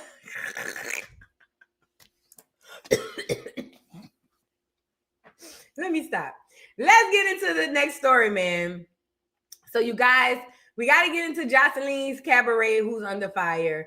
And I want to say, I've been said this. I don't get the deal. Now, let me start by saying this. Joseline Hernandez from Love and Hip Hop, who's now on Zeus, has this show called Joseline's Caberet. I review baddies. And I want to say that Ratchet TV is Ratchet TV. I'm not about to sit up here and act like Baddies is a better show than Joseline's Cabaret because they all trash. Let's really be clear. And as a person who review Baddies, I would be sitting up here looking crazy to sit up here and act like I'm on my high horse to feel like, oh my God, y'all watch Joseline's Cabaret? Ugh. Because girl, I be all in the Baddies. You see what I'm saying? Like I would be a hypocrite. So I'm not judging nobody for it, but I'm going to just tell you how I feel and how I felt about Joseline's Cabaret and why I never got into it. Now, a lot of people always ask me, Voodoo, why don't you review Joseline's Cabaret? And when I first started getting a lot of requests to do it, I went on there to do it. And I saw one, I might have watched maybe 20 minutes of the episode. And what I saw, I didn't like. I saw that Joseline Hernandez, who is a Black presenting woman in America, because she really ain't Black American. All her paperwork says she white, even though we know she's not white, but that's her status in America. But I seen Joseline Hernandez and her racially ambiguous husband cursing these women out and dragging them. Now, some might say, well, what's the difference between that and baddies? I can't say for you. I can only say for me. It's one thing when it's a mutual combat. See, with baddies, we both fighting. We both here for the brawl. We both here on even playing field. I want to fight you. You want to fight me. I want to cuss you. You want to cuss me. Now, whoever wins, let the chips fall where they may. But for the most part, this is mutual combat. But what I didn't like about Joseline's Cabaret was that Joseline had a setup like a pimp hoe setup. I don't like that. I don't like people who feel superior, or at least who present as superior to others. And I don't care what color you are. She could have been a Black American. It literally turned me off. The way that she spoke to these girls, the way that she talked to these girls. Not only that, I think it was me looking at the women and their response when she's talking to them like that. Me being an empath, y'all know how we are, especially me being a highly sensitive empath. It touches a part of me that I don't like being touched. Joseline's Cabaret, although might be a good show, the dynamic of the show, it touches a part of me it touches a place inside of me that really bothers me, like really, really bad. Like really, really bad. And for that, I don't want to watch it. Now, this is the worst part. I've never been in a pimp hoe dynamic, not in this lifetime, maybe in one of my other ones, but I've never been in a pimp hoe dynamic or whatever the case may be. However, any of it that I've ever witnessed, I've always found it to be the most degrading thing or degrading thing that I've seen a woman in. So this is why I don't like Joseline's Cabaret. I said this when it first came out. Well, fast forward, a clip of the show has been surfaced, and here we go. Now here comes the fake outrage, and I'm calling it fake because Joseline been doing this shit for years. Here comes somebody to spark some outrage, and now all of the people have an issue with Joseline. Now I want to play a bit of what I saw, and maybe some of you could see what I saw. Maybe y'all feel like I'm overdoing it. Maybe, but I'm telling you, for me, I don't like the idea of Joseline being superior over these girls, because who the fuck is Joseline? Who is she? No man is above nobody. See, I'm of the philosophy that the one should never be sacrificed for the group. And if I'm ever in a dynamic where the group got to be sacrificed for the one, then the one got to go. Even if it's me. See, because the greater good doesn't rely on a single point of failure. And I don't like the dynamic because not dynamic. What it is Joseline is unhealed. And what she does is she get her endorphins pushed and elevated when she's able to make these other women feel like crap, because that's really how she feels inside. So what she does is she channels all of the hurt and pain and the horrible things that was done to her by tricks and niggas and bitches alike. She channeled that, and then she put that energy back on these women. And these women being hurt, battered, traumatized, they used to that, and they think that this is normal, not knowing that every single day, every word is chipping off at every single bit of these women. A game is one thing when it's a mutual combat, when we both agree to come on this show and drag each other to the pits of hell. It's another thing where we're in a dynamic where I have to be subservient to you, and you have to mentally, spiritually, and emotionally tear me down with witchcraft that I call spells, because you know words are spells. With this witchcraft, I gotta just sit here and take it. That bothers me a lot. So this is why I never really have reviewed it. But let's get into a little bit of the show so y'all can see exactly what I saw. I'm not going to fight y'all hoes. You know why? Y'all hoes ain't shit to me. I would never fight none of y'all bitches. Y'all bitches is nothing to me. Y'all bitches is my shit. Y'all bitches is broke. Y'all bitches don't own a house. Y'all don't own nothing. Y'all bitches don't own no land. Y'all bitches don't own no intellectual property. Y'all bitches don't own no music. There's nothing y'all bitches own. Do you see what I'm saying? A bitch with a heavy tongue and a bad accent could never. A bitch with a heavy tongue, a bad accent, and a white tip on her nose could never. Bitch, please. Bitch, please. Who?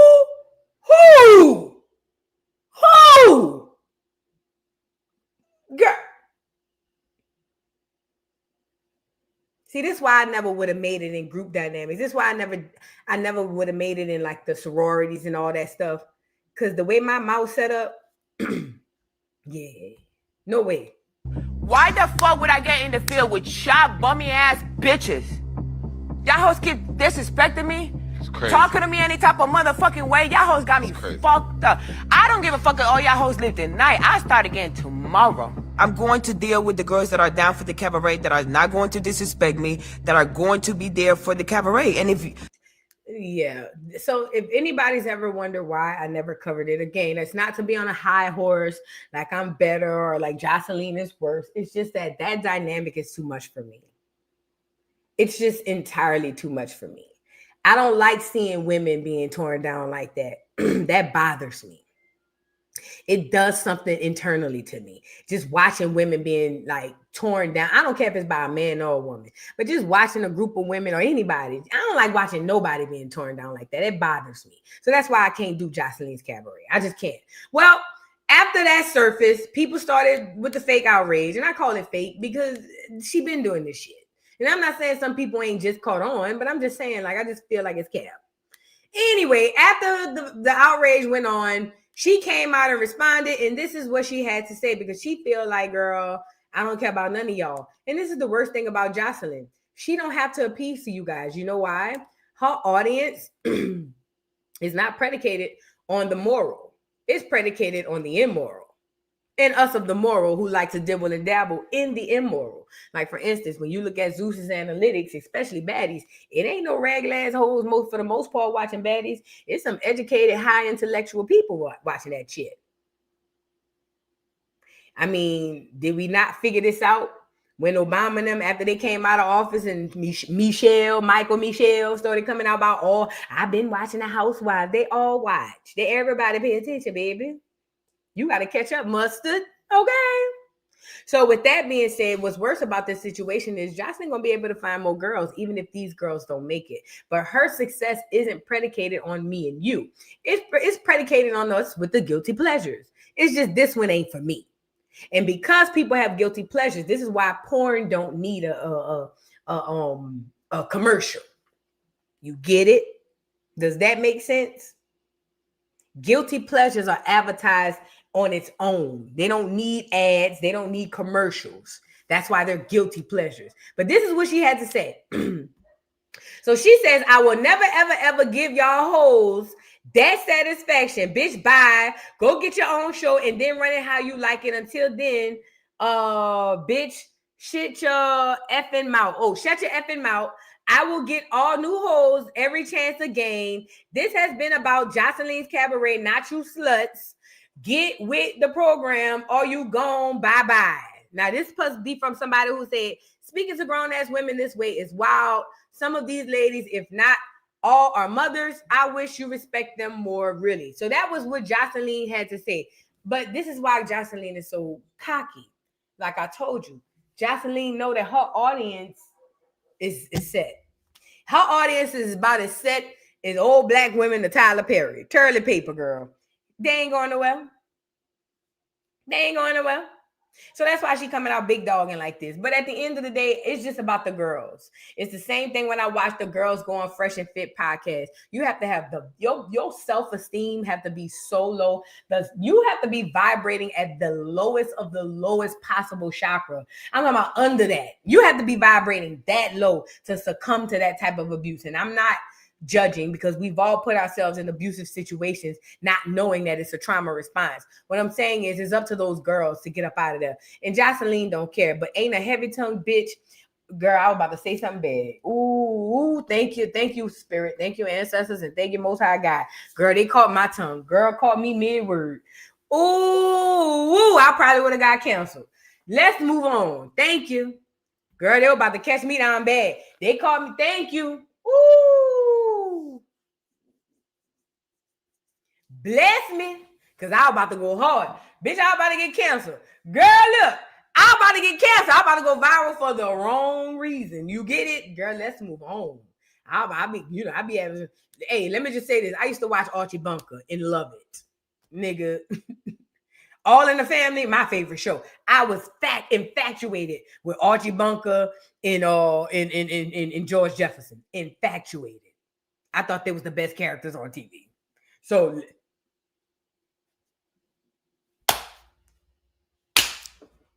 I was gonna say that's where I didn't even want to go there. So I said thank you, because I was about to go hard. I was about to go real hard. Look at God. Won't he do it? He may not come when you want him, but he always on time, because I was about to get caught up real bad. That would have been my last signing off to y'all, girl. I'd have been saying, well, all right, y'all. This is going to be the last broadcast. This is going to be the last broadcast. I guess I see y'all out in the streets. Oh, the devil is busy. Oh, but my God is faster. Let's move on. All right.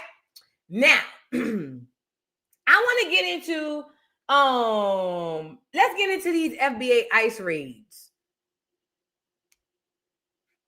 Yeah, let's get into these FBA ICE raids really quickly. And then we're going to end off with the Kyren Lacey story, because that's very, very, very important to me. So let's get into these FBA ICE raids. So this is what's going on. So some apartment complex in Chicago got raided, and it used to be a black apartment complex, I guess. And once that apartment got raided, some tethers on TikTok went on TikTok and said that ICE is out to get Black Americans. Now, we've already talked about this, right? And what we know is this. The reason why these people are trying to trigger us into this whole ICE story is because they need our energy. If you have not mentioned, I'm reading somebody comment talking about what I was about to mention. Yes, no, I wasn't about to say that.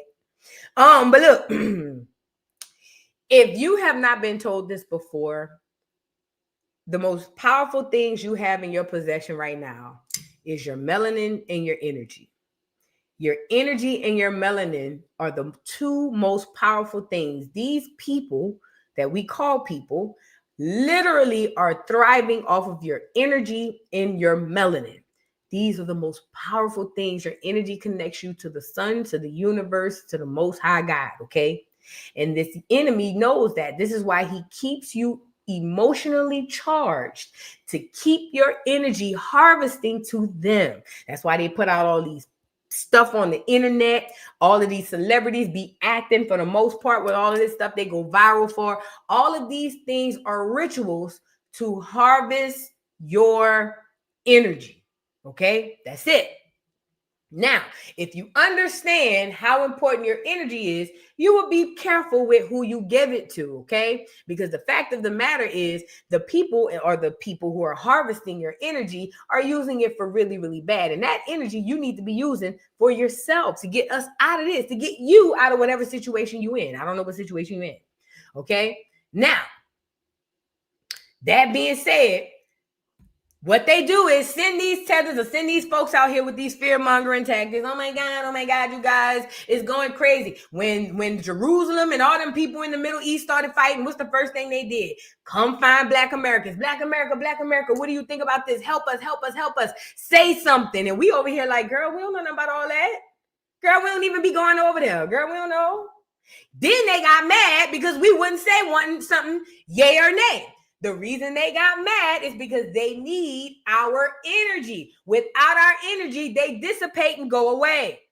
Same thing with all the rest of these Black Lives Matter situations, George Floyd.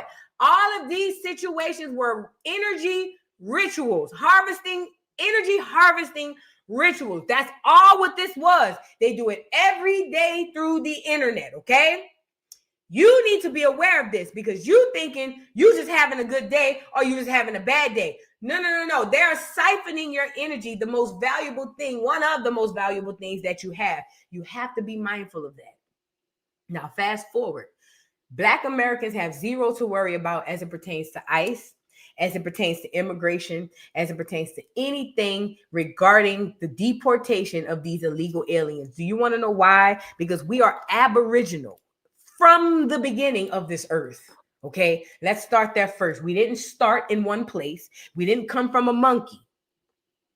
That is a complete disrespect to the ancestors and the Most High God to say a goddamn monkey got busy with a goddamn intergalactical being and created all of humankind. And I know for me, I don't know about you and yours, but for me and my ancestors, I refuse to step over the head of my ancestors to give it up to a goddamn monkey or a gorilla named Lucy. Black people, melanated people are aboriginal to the earth. We come from the ground like the grass and the trees, my nigga. We don't come from one place. The white boy told you that because they come from somewhere that we don't know yet. Or we have speculation of. We letting people who only 6,000 years old tell us about people who've been here for eons. You didn't come from one place and you didn't come from no goddamn monkey. You are up from the earth, ashes to ashes, dust to dust. What they say, from ashes you go to ashes to return or something like that? You are of the earth and the universe. So you are aboriginal to the earth, but you are also indigenous to this land. What does it mean to be indigenous? That means from the beginning of this land, from here. The soil birthed your bloodline. You didn't come on a boat from Africa. If you came off a boat, it was from somewhere from these Americas for the most part. I can't tell you everybody. Some of us have those stories. I don't know, not many, but some of us may. But for the most part, if your people came off a boat, it didn't come from a boat from off the west side of the east side of the world. It came from probably somewhere in these Americas. Okay? So you are indigenous, most likely, you got to do your genealogy. You are probably indigenous to the land that you're standing on. I know for a fact the descendant of freedmen are indigenous to this here land. We ain't got to never worry about getting deported. Ain't going to get deported. That's not even up for discussion. Trust me, if they wanted to deport us, Margaret Singer, instead of killing us, she would have just deported us, baby. It's easier. It wouldn't have took her 100 years to kill us. All she had to do was just put us on a boat and told us to get the hell on. That's easy. We the last people we have to worry about getting deported. But here we go with social media and propaganda. They got these people that they pay to come on this internet and start stuff up. And here come these Negroes or these black looking people coming on the internet. I told y'all, Black Americans, I told y'all we was next. Now look. They trying to lock black people up in Chicago for the Black Americans. And my thing is this, they lying. First and foremost, anybody who's in any of these cities where these immigrants came and took over, what we know is this. They took over a lot of our stuff, a lot of our resources, parks, buildings, schools. So things that used to be black are no longer black. If you are in a city or if you from a city, like I'm from New Orleans, the areas that used to be predominantly black are no longer black. Even though in my brain, these are black areas, when I go to these areas, niggas ain't really around there for real. Okay? Now, what the propaganda is, because most people here in Chicago, especially downtown, South Side, whatever, and they think black people, what the propaganda was, FBA was ICE go and raid this apartment complex that's predominantly black, and black people are arrested by ICE. And that is the furthest thing from the truth. They did that to get you all uprise and all up in your feelings because they need to do what, ladies and gentlemen? Harvest your energy. Remember, your energy is so valuable, people. I want you to know this. This is why I tell you to meditate. This is why I tell you to get out there and ground. Grounding is grounding your energy, putting it back into you, letting the earth charge you. Charge that energy, you pulling it back into yourself, pulling more creativity, pulling all of this stuff into you, your body, your mind, your spirit, your soul, everything. If you pull your energy back from them and put it on you, you can climb mountains. They know this. This is why they keep you distracted with the things to keep your energy harvesting, okay? So with that being said, we live in this world. I'm not saying walk around with blinders on. There's nothing wrong with seeing something, enjoying it, or not liking it. But do not give it your energy. That's what this is all about. Now, if you fast forward, FBA, they said them got raided, allegedly. And now they done got arrested by ICE. But that is a lie. That is propaganda that was spread for people to say that, so that you can get scared and come on this internet and say, oh my God, Black Americans are being arrested by ICE agents. You guys, we need to do something. And for all us to get on the internet and say, oh my God, y'all, we need to start this petition. And all of this stuff is a way to harvest your energy. Does that make sense? Hold on. Because I want to get some of the original video from some of these people. And see that mayor, first of all, I don't like none of the black mayors. I don't like none of the black mayors. Let's start there first. But see them mayors in y'all city who y'all praise and love so much, them mayors is y'all biggest enemy. Them mayors is the reason why y'all cities is messed up. Me and a friend of mine was talking yesterday, and I started to realize, because he live in a city, and I started to realize that people who live in major cities are the most jacked up. And if you are able to keep your mind and stay grounded in the city, man, you are tough. You are built for tough, okay? Because it is hard in a place where it's a big fishbowl of like-mindedness. Okay? But anyway, that was this rumor. I don't know if I can find the original videos. But I want to get into some of the people responding to it. Let's get into it, because I'm going to find the videos. Let's get into some of the people responding to the videos. So there was, like I said, there was a video going around that black people were arrested by ICE agents because they raided a Chicago building. And then that turned out to be a lie, and people started responding. Let's get into it.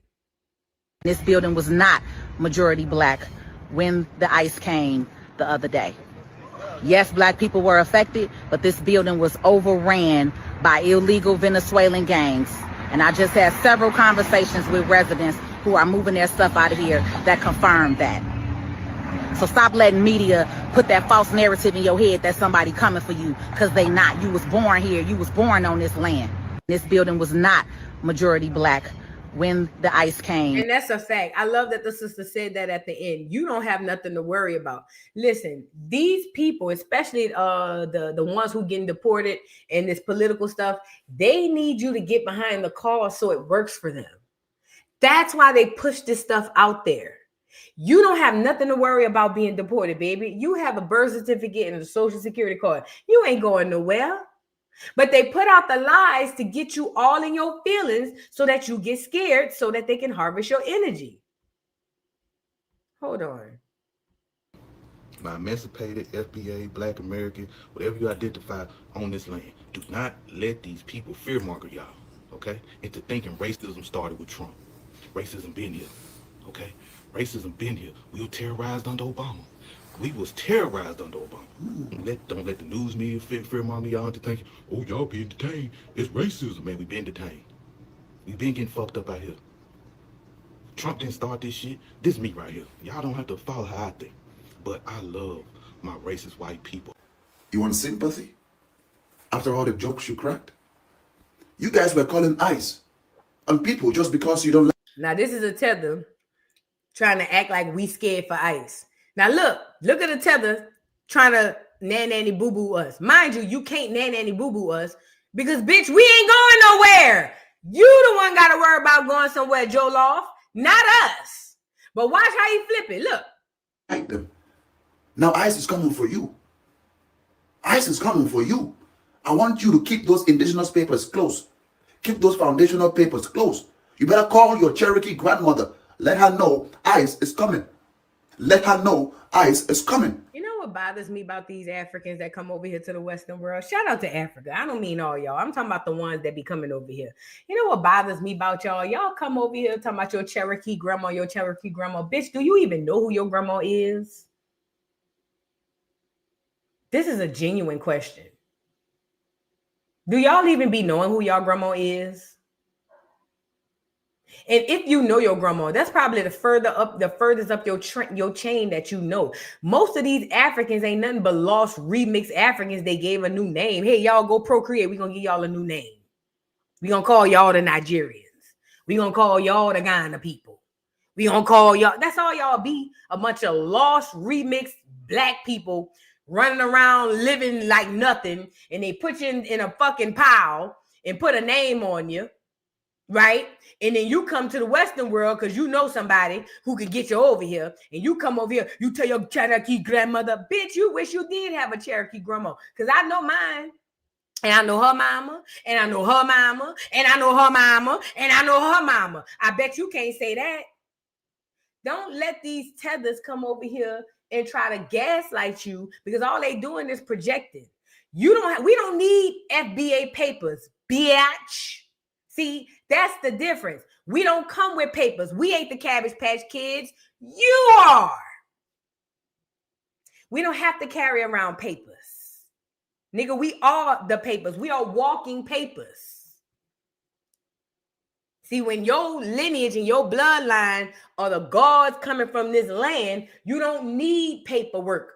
You need the paperwork. Tell the nigga, you need it, not me. I can go sit in front of the ICE raid. I can go sit in front of the ICE place right now and pull out my looker in a blunt, and at least I go to jail, but I won't get deported. Your ass going home. Back to the dirt you go. Stop letting these tethers, because mind you, this is supposed to be the best of the best that they sending over here. This supposed to be their best and brightest, which I know it ain't. I know the best and brightest is really at home. They the ones at home making sure that home is straight. They the ones at home popping it off over there. That's the best and brightest. See, the sellouts come over here trying to cosplay as a nigga. The best and brightest is at home. But this supposed to be their best and brightest coming over here trying to fearmonger us. You see, you niggas. You see, I hope you have your FBA papers. I hope you have your FBA. I hope you have your FBA freedom papers. Nigga, they're coming to get you. You and your Cherokee mother, your grandmother. I hope the Cherokees hide your grandmother. No, bitch. I hope the waters ain't choppy when they put you on that Titanic and KO ass back around that corner. That's what I hope. Don't come over here talking about we better have no papers, bitch. We didn't come here with no papers. Your ass did. Let's get back into them with the fear mongering. Oh, now you're scared. Look at how just a few days of ice, your eyebrows are already turning white. All that stress. And the people you were mocking are still here. It's painful.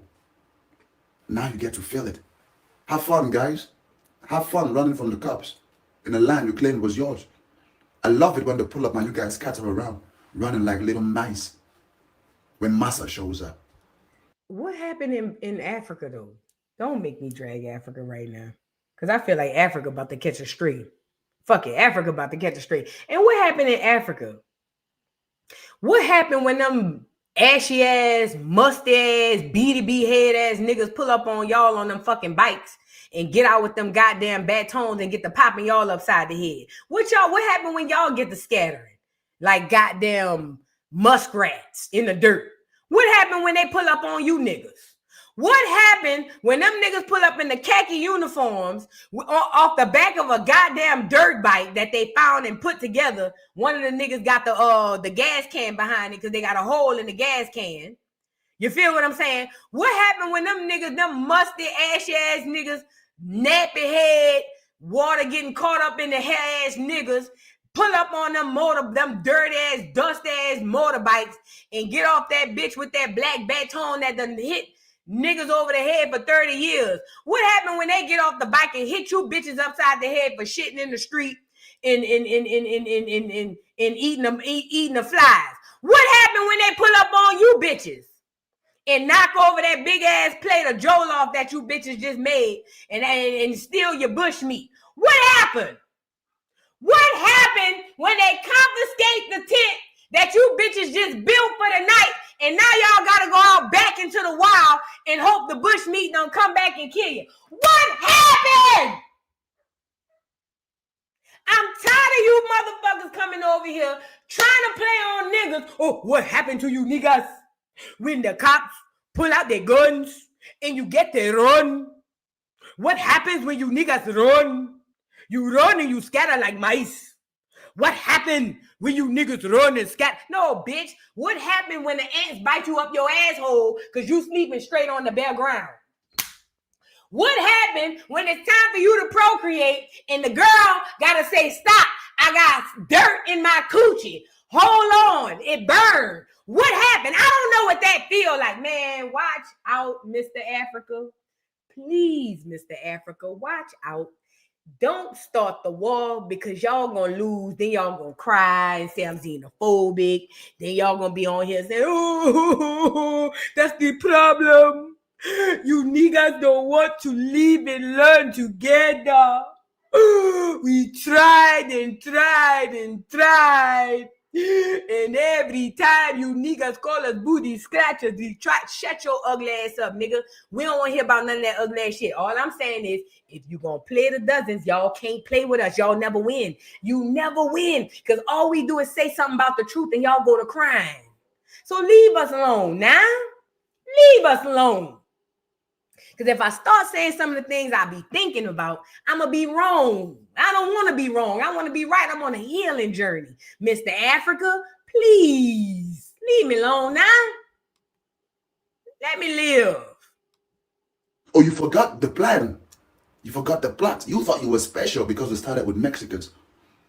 You thought your time was not coming. They went to black immigrants. You thought your time was not coming. Now they're coming for you. Let me see who gonna speak on your behalf too. Who gonna rock with you? Who gonna ride with you? You on your own, buddy. You on your own. We ain't never had nobody to rock with us and ride with us. There's not a community in this earth. Let me say this. Shout out to everybody that's not Black American, but I gotta say this part. It ain't a community on this earth that roll with us. Never. And don't tell me shit about that whack ass civil rights movement with Mike and the goddamn crusaders who came in and stole all our economic freedom in our land. Because all them clear people were paid actors and orange juice people promoting that shit because they knew they was coming in to take all our businesses, all our practices, and put us under this goddamn economic slavery we under. There has never been in the history of niggerdom a group of people that has helped or stood with Black America. So guess what, you chicken wishing eating ass nigger? You think you sitting up here telling us, oh, who gonna ride with you? Gonna scare us? Nigga, we the ones ride with us. We don't need you to ride with us. We ain't never needed a nigga to ride with us. Never. This why y'all get the crying and scared when we don't come ride for y'all. We not y'all. Remember, we are the Most High's chosen. Never forget that. We don't need y'all. And I'm saying that with my whole chest. We don't need y'all. Y'all need us.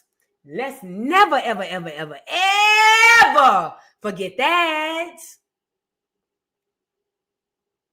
Yeah, I'm talking big dog shit like that. Yeah, because y'all been talking out the side of y'all neck too long. Nigga getting tired of hearing that. Nigga really getting tired of hearing that for real. Nigga about to really tell y'all the truth and hurt y'all feelings. Then y'all gonna be mad. Then y'all gonna want to cry. Then y'all gonna want come try to make a truth. Is it bad enough? We don't need to be fucking with y'all anyway. Y'all sold us into slavery. Remember? We shouldn't be rocking with you niggas no way. You our enemies.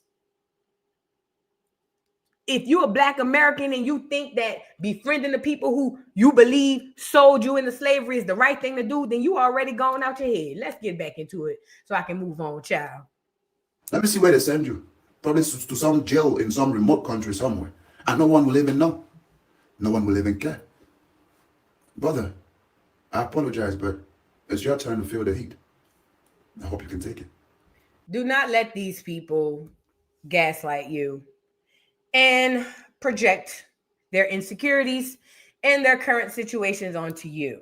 Black America, you have absolutely nothing to worry about. The building that was raided in Chicago, yes, it used to be predominantly Black, but it isn't no more. Yes, there were Black people in it, and yes, some were detained, but it had nothing to do with Black people being deported or at least being under the thought of being deported. It was a Venezuelan gang in there that was cutting up, acting a fool, taking over the situation, and they had to come in there and shut it down.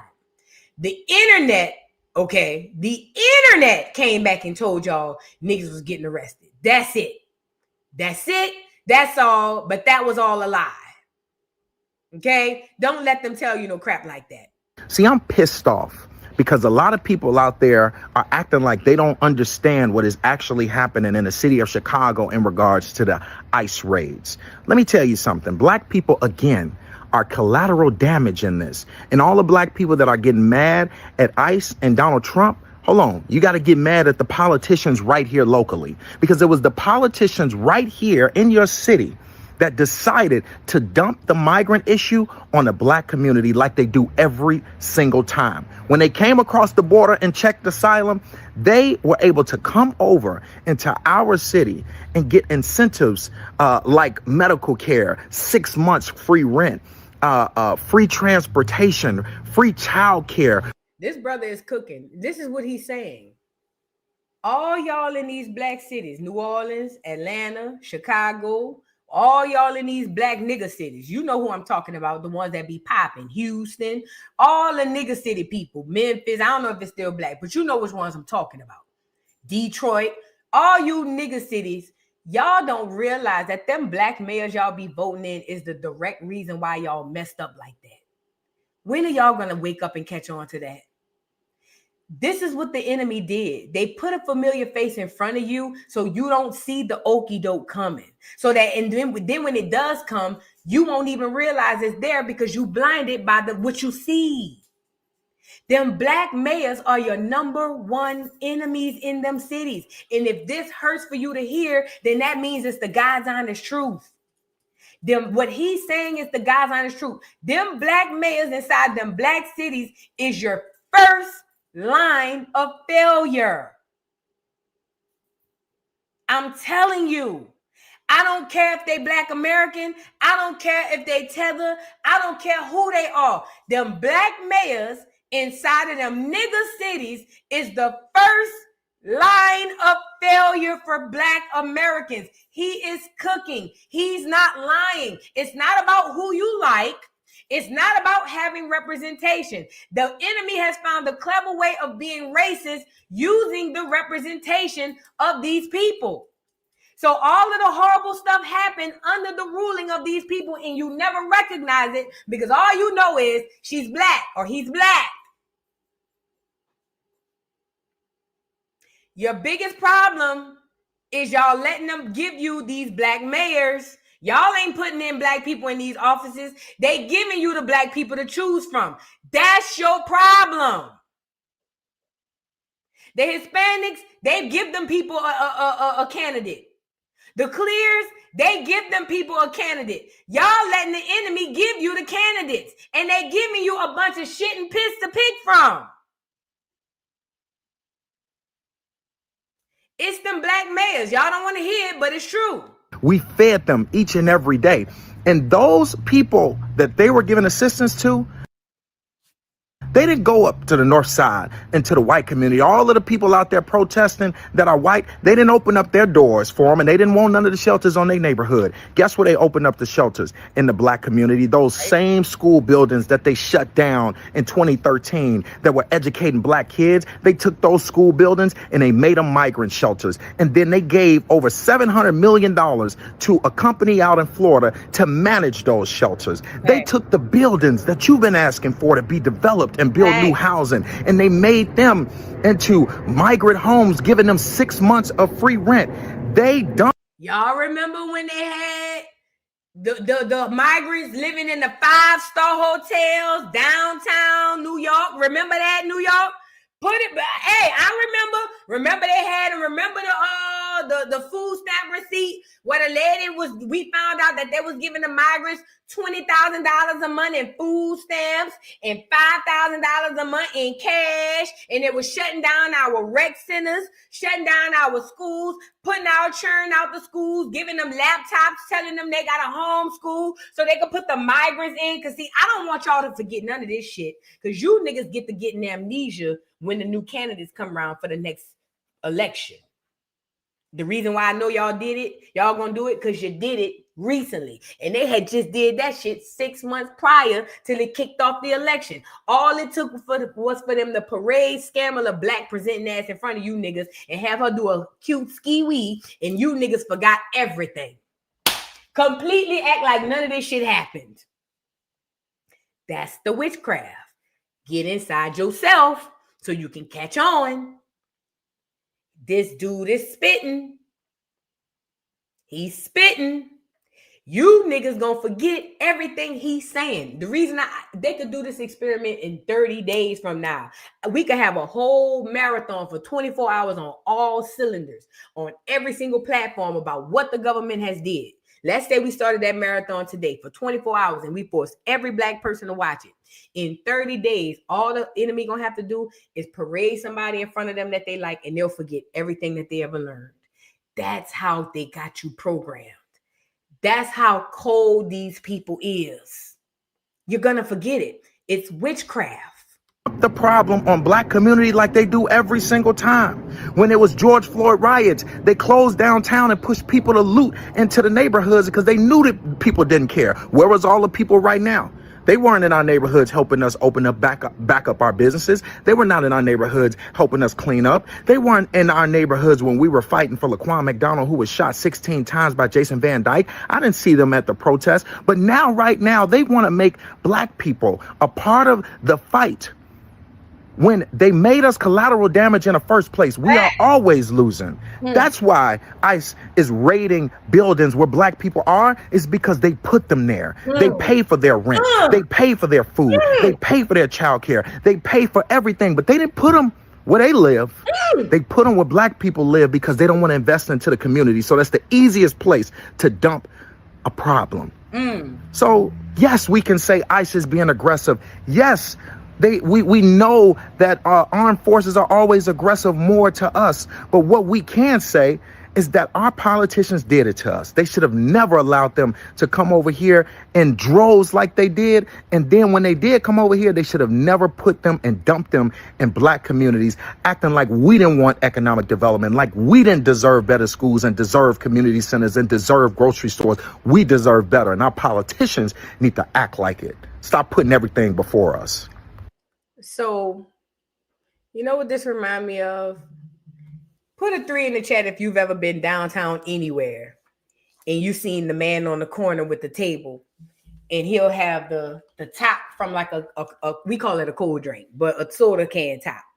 Put a 3 in the chat, and he'll have like a rock under one of the tops, and then he'll take the top and he'll go find the rock, and then he'll move them around, and then buku people be standing around watching.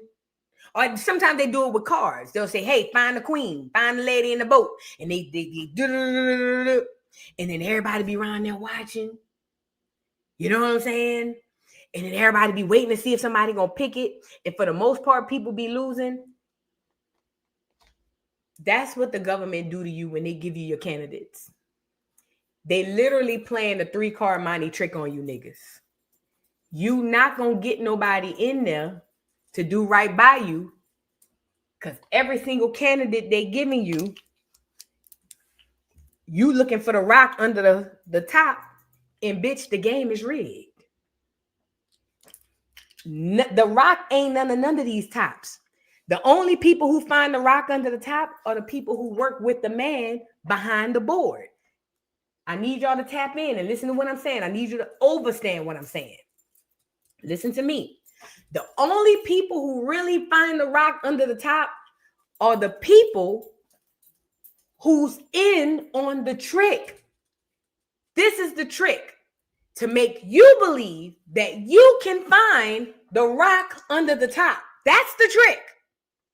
So they get people to come and play, they draw a crowd, and then they have somebody they know come in to find that rock under the top. So it gives the people out there a false sense of I can do it, so that they can spend their money.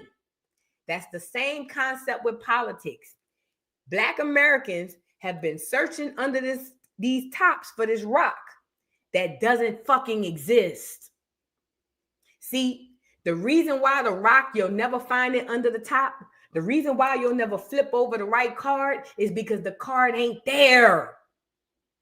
Until you put a card there, you're going to always be standing at the table trying to pick the right top, trying to pick the right card. And they make it look like it's good. They make it look like you can win. Like, yeah, look, this person just did it. That person just did it. And it gives you the false sense of hope that you can, but the game is rigged. These politicians, the ones that they want, listen, I'm looking at New Orleans mayoral race and I'm looking at the people reacting to it. And I'm pretty sure this is happening all over America. Black Americans, they are giving you Black people who do not have your best interests at heart. They are all in on the 3-card Monty. You the only one getting played. You the only ones getting played. They get these minions out in these cities to go and campaign for these different people to even more confuse you, because you are the only one getting played. And through these Black mayors, they have put so much corruption, so much damage into the neighborhoods. They literally took us back 100 years with these Black mayors in these last 10, 20 years. I don't celebrate having a Black mayor. I don't give a damn about having a Black mayor. As a matter of fact, when I see a Black mayor, I automatically think that city's got to be under some horrible leadership. Not because they Black, because I understand that the enemy used these Black people to play on your tops. You so caught up, you guys, Black America, we are so caught up on the idea of being able to stand next to these crackers. And the reason why I say that is because you still trying to get in their systems. You still trying to get in their political systems. You still trying to stand next to them in the religious sector. You still trying to get in their shit. That's your problem. And that's why they always have the upper hand, because you still trying to get in their stuff. The game is rigged. The point is this: these Black mayors in your cities are the reason why the ICE raids are as bad as they are. And it's going to be bad, and it's going to be worse. Hell, Mayor Brandon, what his name? Chicago mayor. They say he a tether. He's prime example. Let's get him up here. He is prime example of these Black mayors being the worst thing to happen to these Black cities. I'm telling you, look. Now, mind you, he's going to make it seem, because what he's playing on is the fact that Black people think that Trump is racist. So what he's doing is playing on your emotions, your energy. So he's going to make it seem like he's going to save the day for the Black people and save these ICE raids from coming into these towns because it's affecting everybody else. It's cap. He's in on the trick. Remember, this is 3-card Monty. You can't win. I need to hit you niggas like Rocky Wife hit him right before he went in there and got his ass tore out the frame. Nigga, you can't win. Not with the pieces and the puzzles that they're giving you. Look at Brandon Adams. And today we are signing an executive order aimed at reining in this out-of-control administration, The order establishes ICE-free zones.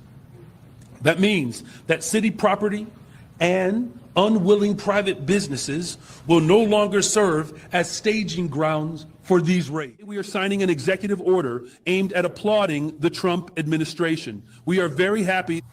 The order establishes ICE-needed zones. That means that city property and willing private businesses will serve as staging grounds for these raids. Thank you, President Trump, for coming to our aid. Oh, wait, no, this is the wrong one. Somebody remixed it. Hold on. This is the wrong one. I think this is a Clear Man who tried to be funny. Stand by. Oh, you tried it, Clear Man. You tried it, Mr. Clear Man. You dog dirty hole. He tried it. He tried it. Hold on. Let me go get it. Let me go get the mail with his crazy looking self. All right, here goes one of the here goes one of the not articles, but one of the videos of what they were saying about the raids. Then I'll go get the mail. Hold on. Let's get into it, y'all. Like the video. This is what they were saying happened, which is cap. Look. I spoke to one woman who actually lives in this building, and she says she was detained by ICE agents overnight, and she says they took everyone and then asked questions later. They just treated us like we were nothing. Patricia Fisher says she came out to the hallway of her apartment complex on the corner of 75th and South Shore Drive in her nightgown around 10 Monday night, only to find ICE agents yelling police. It was scary because I've never had a gun put in my face. They asked my name and my date of birth and asked me did I have any warrants, and I told them no, I didn't. She says she was then handcuffed and released around 3 a.m. Fisher says she was told if anyone had any kind of warrant out for them, even if it was unrelated to immigration, they would not be released. Citizen App video shows the chaotic scene overnight. Neighbors tell us there were dozens of ICE agents. Neighbors like Ebony Watson says they ducked for cover as they heard several flashbangs go off. They was terrified. The kids was crying. People were screaming. They looked very... They strategically make sure they interview Black Americans. You know that, right? They strategically make sure that they interview Black Americans because not only do they want to tell you that Black Americans were targeted, they want you to see it. They want you to feel it. So they get these Black Americans up here to tell you how horrible the experience was so that you can be like, oh my God, this is horrible. Because that's naturally what happens to people, right? So here they come, all these people living in this apartment complex. Mind you, we've already heard that this is not now predominantly Black. It used to be, but now it's not because they got the migrants in there. But they went found a bunch of niggas to come up here and give us the interview so that we can give our energy to this. I'm telling you, they finding every which way to get your energy. Look. We destroyed it. I was out there crying when I seen the little girl come around the corner. Because they was bringing the kids out too. Had them zip tied to each other. That's all I kept asking. Where's the morality? Where's the human? Black Americans, stop asking about morality and humanity for everybody. Stop! Stop asking about the humanity and the morality of everybody else. Stop doing that. Stop that weird ass plantation ass shit. Stop that. If you don't have that thought process for your people, you are sick to think about that way for anybody else. If your thought process isn't yours first, but theirs, you are sick in the brain. Something is wrong with you. Stop that. Please, Black America. Stop that. I'm not saying it's not wrong for the kids to be zip tied. Of course that is wrong. I'm not saying that it is wrong for them to be treated away. What I am telling you is I cannot lend my energy to another group of people because there are Black kids somewhere jacked up, messed up by this system that I could give my energy to. I cannot give my energy to others. I need to preserve my energy for my people. I'm so sick and tired of you niggas who done got so indoctrinated by this doggone society that they make you feel bad for putting yourself first. They will shame you. They got us shaming each other for putting ourselves first. Do you know how crazy that is? I am unapologetically putting my people first. Can't nobody take me off that. There's nothing you could tell me to make me feel bad about that. No, I don't want nothing bad to happen to nobody else. But also, I'm not giving my energy to nobody else. My people need my energy. The ones amongst me who deserve my energy. Stop getting on this internet. I feel so bad. Yes, wrong. Yes. I'm so tired of you niggas. You niggas was crying when they showed the Mexicans at the doggone border, at the border crying and all that shit. Yeah, it was heartbreaking, but I turned the channel. I'm not giving that shit my energy. They got poor nigga kids on the street every single day who need something from me. I ain't giving shit to them folks. Because guess what? Don't none of them give nothing to my people. Show me the group of people that's worried about the black babies that's being messed up. Show me the group of people that's worried about the poor black families. Show me the group of people that's worried about the black people that's trying to get their shit together. That's what I need. That's the type of energy you need to be on. If it ain't for you and yours, it ain't about nothing. Start acting and thinking like they act and think. See, they can look you in your face and tell you you wrong for feeling like that, but don't nobody tell them they wrong for doing that. One of them literally laughed. He was standing right here. He said, them kids. Watson says budget trucks and military-style vans were used to separate parents from their children. And if the Iceman said, fuck them kids, that ain't got nothing to do with me. If the Iceman pulled out a string of Venezuelan kids and said, fuck them kids, you know, I would say that's messed up, but then I go about my way. That with them kids and what that ICE agent eat don't make me shit. They ain't got nothing to do with me. Other neighbors say they saw agents destroying property to get in the building. And they had a big 15-inch chainsaw with a round blade on it, cutting this fence down. We're under siege. We're being invaded by our own military. The FBI did confirm this morning that they did help the U.S. Border Patrol carry out a targeted immigration enforcement operation in this area, and they say they have been supporting these efforts at the direction of the U.S. Attorney General.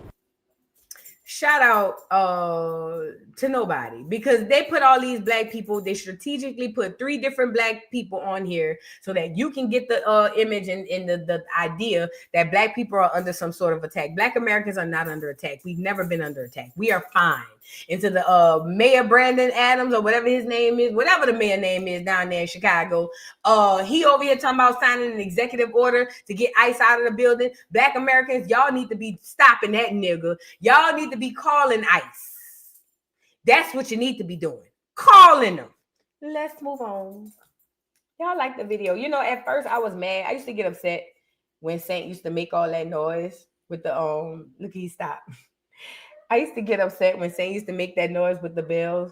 But now that I understand spirits and evil spirits and how sound and bells and stuff can ward off evil spirits, Saint, jingle your ass down to the ground. Do you hear me? Matter of fact, somebody from Harlem, come over here and show Saint how to do the Harlem shake. Because, baby, that enemy don't play.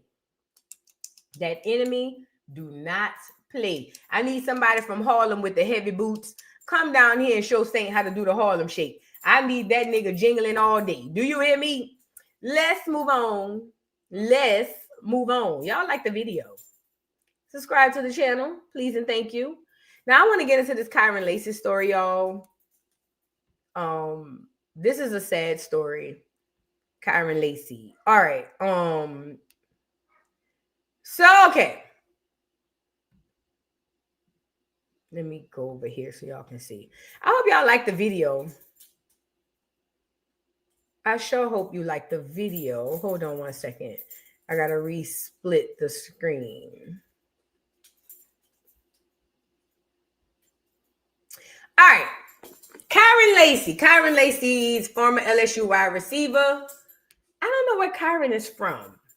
I can't remember. But either way, he was a football player, really, really good football player.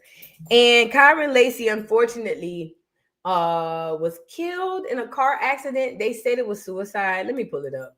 I'm not going to hold you. I don't believe that at all. Hold on. I don't believe that at all. But what happened was, so Kyren was allegedly, they had said that he caused a fatal accident, right? This is what they're saying. They were trying to say that he caused a fatal accident. I think that caused a lady to get killed or something like that. I can't remember. Let me just pull it up. I don't want to get to line. Let me just pull up the article so we can read it together. I don't want to share any misinformation. So there was a video, or I'm sorry, there was a story that Kyren Lacey caused a car accident, and his lawyer had been diligently speaking out, saying that that wasn't true. He even had put out a tape. I think I had talked about it on the channel, but he put out a video basically showing that Kyren Lacey did not have anything to do with this accident, but it was to no avail because Kyren Lacey allegedly, they said, committed suicide before he could have went to stand trial for whatever this was supposed to be about. Now, his lawyer, like I said, had been coming out saying that this was lies, and it had recently come out that the cop had coerced the witness to write in a statement that Kyren caused the accident. Because this is the thing. People are assuming that the suicide Kyren did or happened to have, do, or done was because they're saying that because Kyren felt some type of way or felt the guilt of the fatal accident. But Kyren didn't cause that accident. Let's get into it because I feel like I'm jacking this story up. Let's get into it right quick. Kyren Lacey lawyer releases video, claims he claims proves the NFL hopefully didn't cause fatal car crash before his apparent suicide. Let's get into it. It says Kyren Lacey, who died from an apparent suicide in April, was facing felony charges of a car accident that killed a former Marine in December. Now, y'all know I am a conspiracy theorist. I think this was all a setup. Anyway, it goes on to say the former LSU wide receiver defense lawyer maintains he is innocent in a new interview citing surveillance footage and a report from the district attorney's office. The report concludes that the evidence submitted in the crash report does not support Kyren Lacey should have known that his actions were the cause of the crash. It says former LSU wide receiver Kyren Lacey died of an apparent suicide in April, 2 days before a grand jury was expected to begin hearing evidence regarding a fatal December car accident. Lacey's lawyer is now sharing a new report and new evidence he claims cements the athlete's innocence. It says at the time of his death, the 24-year-old NFL hopeful was facing felony charges stemming from a December 17 car accident that killed a former Marine, Herman Hall, 78. After allegedly fleeing from the scene without rendering aid or calling authorities, the Louisiana native was charged with negligent homicide, felony hit and run, and reckless operation of a vehicle. The charges came after the Louisiana State Police said Lacey recklessly passed multiple vehicles at a high speed or a high rate of speed, resulting in the crash that led to Hall's death, according to ABC's affiliate WBRZ. Okay. It goes on to say LSP troopers previously said the driver of a vehicle abruptly braked and swerved to avoid a collision with an approaching Dodge Charger, believed to be driven by the late athlete, per the outlet. It says on Friday, October 3rd, Lacey's defense attorney, Matt Ori, appeared on Louisiana television station HTV 10 to share new information about the accident and to dispute the claims that Lacey caused the crash. Ori pushed back on LSP's investigation, citing a report from the Lafourche Parish District Attorney's Office, as well as footage of the December 17 crash. Now, I have that video that I want to show y'all, and this is of the attorney basically saying that he didn't cause the crash. And not only do I have that, I also have a video from, I also have a video from the lawyer explaining a bit more. Y'all, check this out. This is after Kyren committed the suicide. Check it out. I needed Kyren to hold on for one more day. But as you can see, God needed him sooner. But I can promise you this, as he always asks me, Mr. Matt, you got me, dog? Kyren, I promise you, I got you, dog. So that was a lawyer. I know that music gonna get me flagged, but it is what it is. That was a lawyer. This is Kyren. I'm gonna play it without the music and talk over it. But that was the lawyer. This is Kyren. Kyren was an explosive football player. That dude was cold as cheese, as we would say. He was a really, really good dude. From what I hear, I know people from New Orleans who knew his people, and they say the dude was a good dude, man. People are saying that he committed suicide. I don't believe he committed suicide at all. I believe that young man was killed. I believe that this whole thing was a setup, and we're going to get into the video, but I believe this whole thing was a setup to get him out of here. Now, I don't know why, and I have my speculations. Y'all know I'm a conspiracy theorist, and part of my speculations is they get a lot of us out of here young for reasons. I'll just go there. But this poor kid lost his life allegedly through suicide for something that didn't even happen for real. So they were trying to say that because he was driving recklessly, that's the reason why that the car accident happened, when the fact of the matter is that was the furthest thing from the truth. As a matter of fact, he was not driving recklessly. Let me go get that video. He was not driving recklessly, and the person who gave the witness statement, he was the one telling them, hey, that didn't happen like that. However, the officer was insisting on them writing that in the statement, then hence causing Kyren to be framed or at least blamed for the incident, then allegedly leading to the suicide. Again, I don't believe for 1 second that that young man committed suicide. I just don't. I'm sorry, I just don't. I could be wrong. I just don't. I feel like this was all a setup. Hold on 1 second. I thought I had it up here. All right, hold on. I can pull it up. Y'all like the video, please. Like the video, like the video, like the video. Where's that damn video at? I know how to find it. Hold on. Give me 1 second, y'all.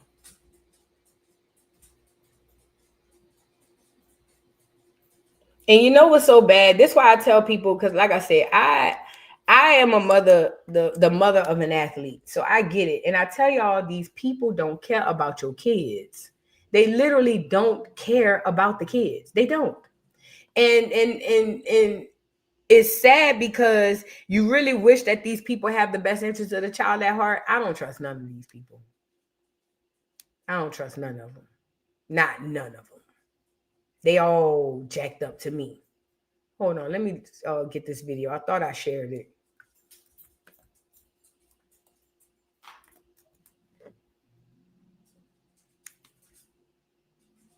So here's the video from the officer. This is the officer who stopped the man. Well, after the accident, from the fatal accident, apparently the officer goes to get a witness statement.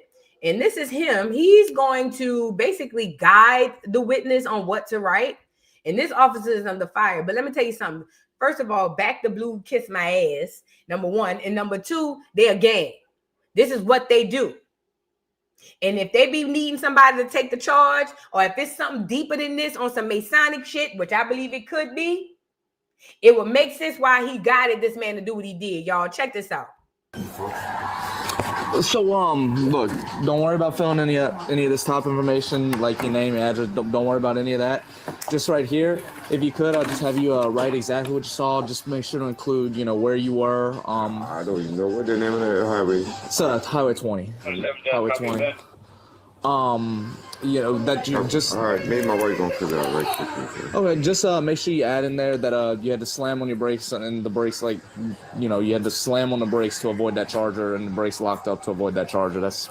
I ain't skid mark or nothing. I wasn't even gone, man. That lady in the back of me, she didn't saw what's happening. That's how she called that wreck. She was running in the back of me. She pulled on the other side, and that's not in it. So, but the charger was coming right at you, correct? Right. And that's why you had to slam on your brake, the head on with you. So yeah, just make sure you include that, and that's very important because we're trying to locate this charger right now. So just include that in the statement, and I'll read it over, and then I'll be out of here. In that video, you can clearly hear the suggestion.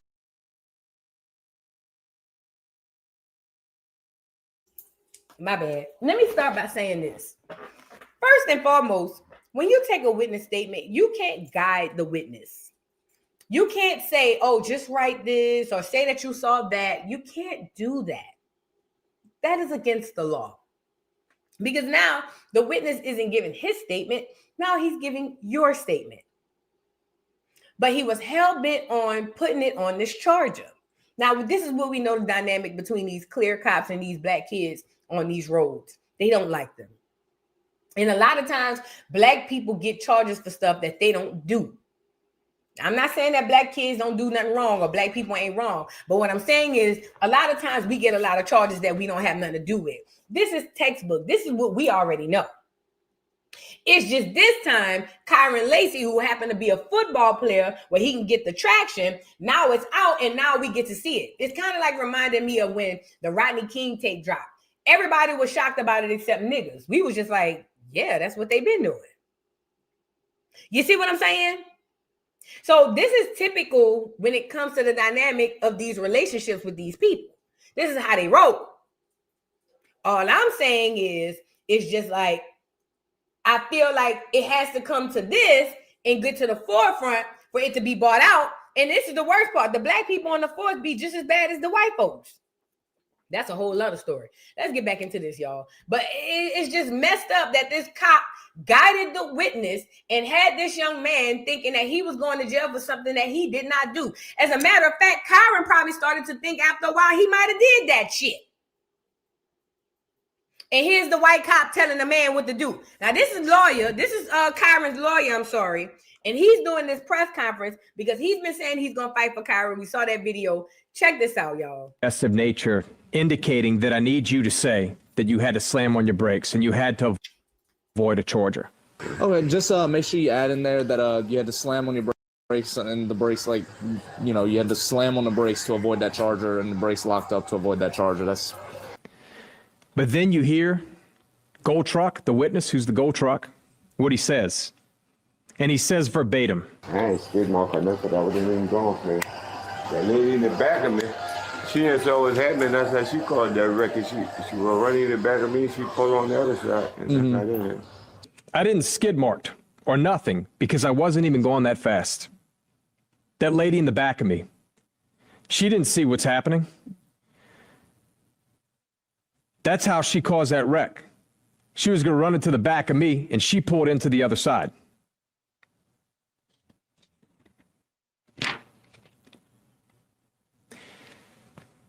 But there's a bigger problem. I then obtained the actual written statement.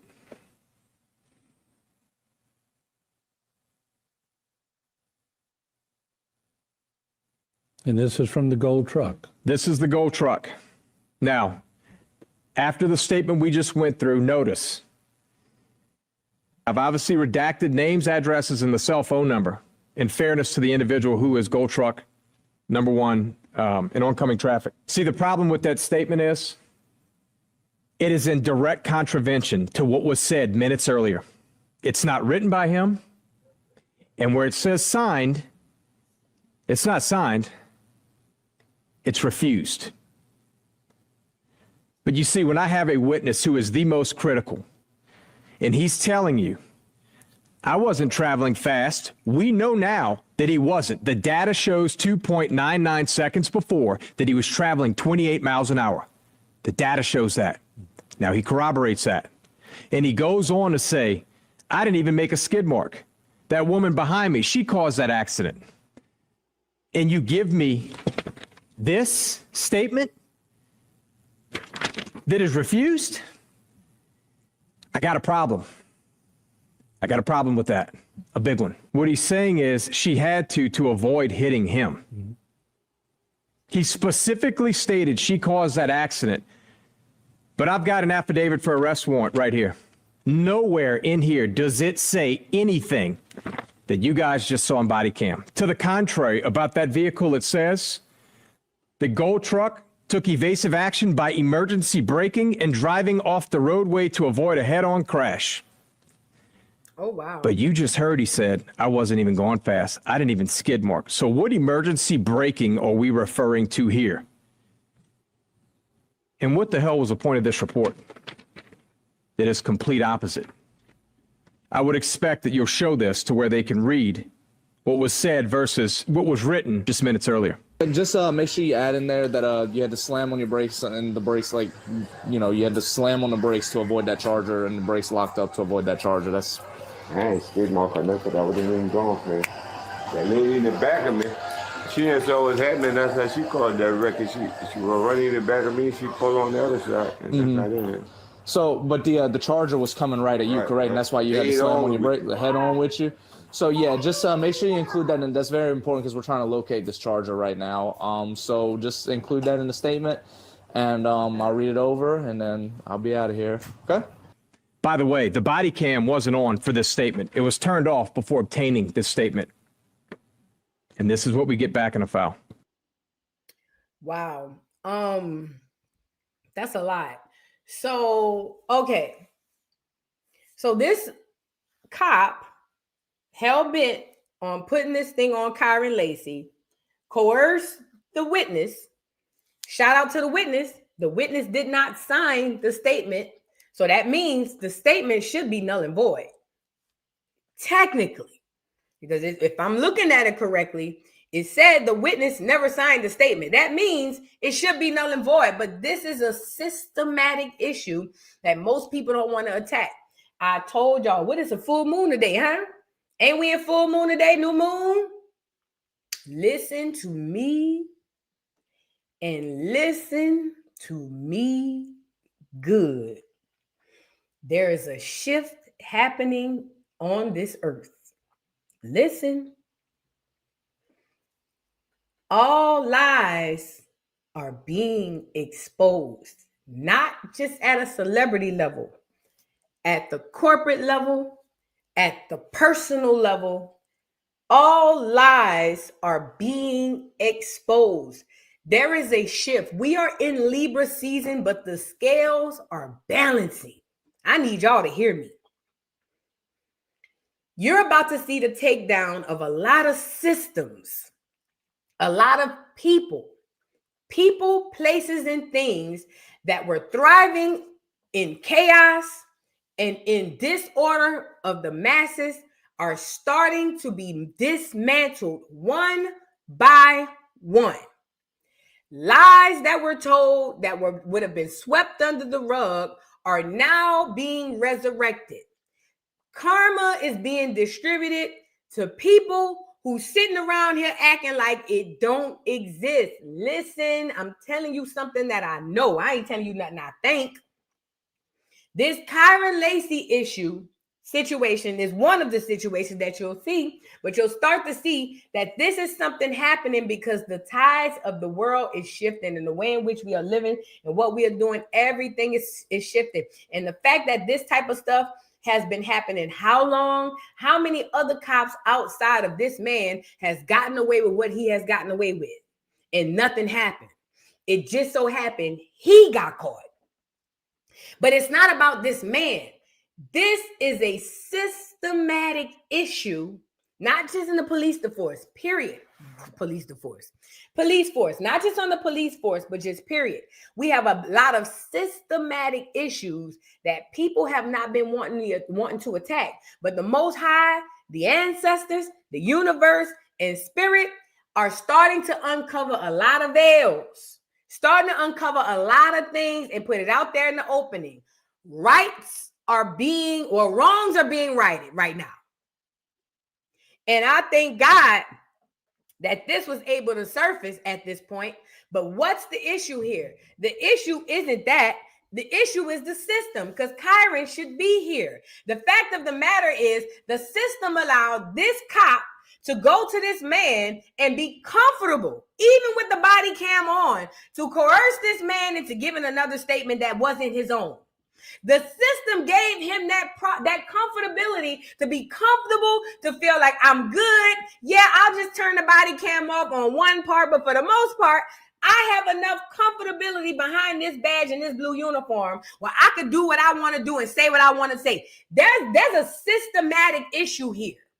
Because now, unfortunately, this young man, Kyren, has lost his young, beautiful life. And this cop will probably, maybe, possibly, if possible, go to jail. But at best, he'll lose his job and get his pension.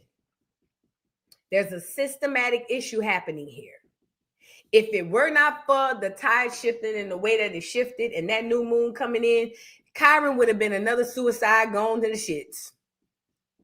It would have been a conspiracy for people to feel like Kyren didn't kill himself. It'll be a conspiracy for people to feel like Kyren didn't cause that accident. And most people would just go off with that. Yeah, it's a conspiracy. And we wouldn't question nothing. I've seen it happen oh so often. It's just unfortunate in this situation, the young brother Kyren lost his life. At what point in time are we going to attack the systems? This isn't a one-off thing. This isn't a Kyren versus this white cop. This isn't a black. This is a systematic issue.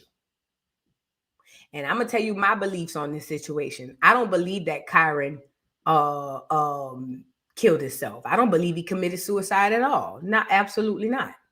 I believe, this is my conspiracy theory, call it what you want, but I believe that Kyren was targeted from out the gate.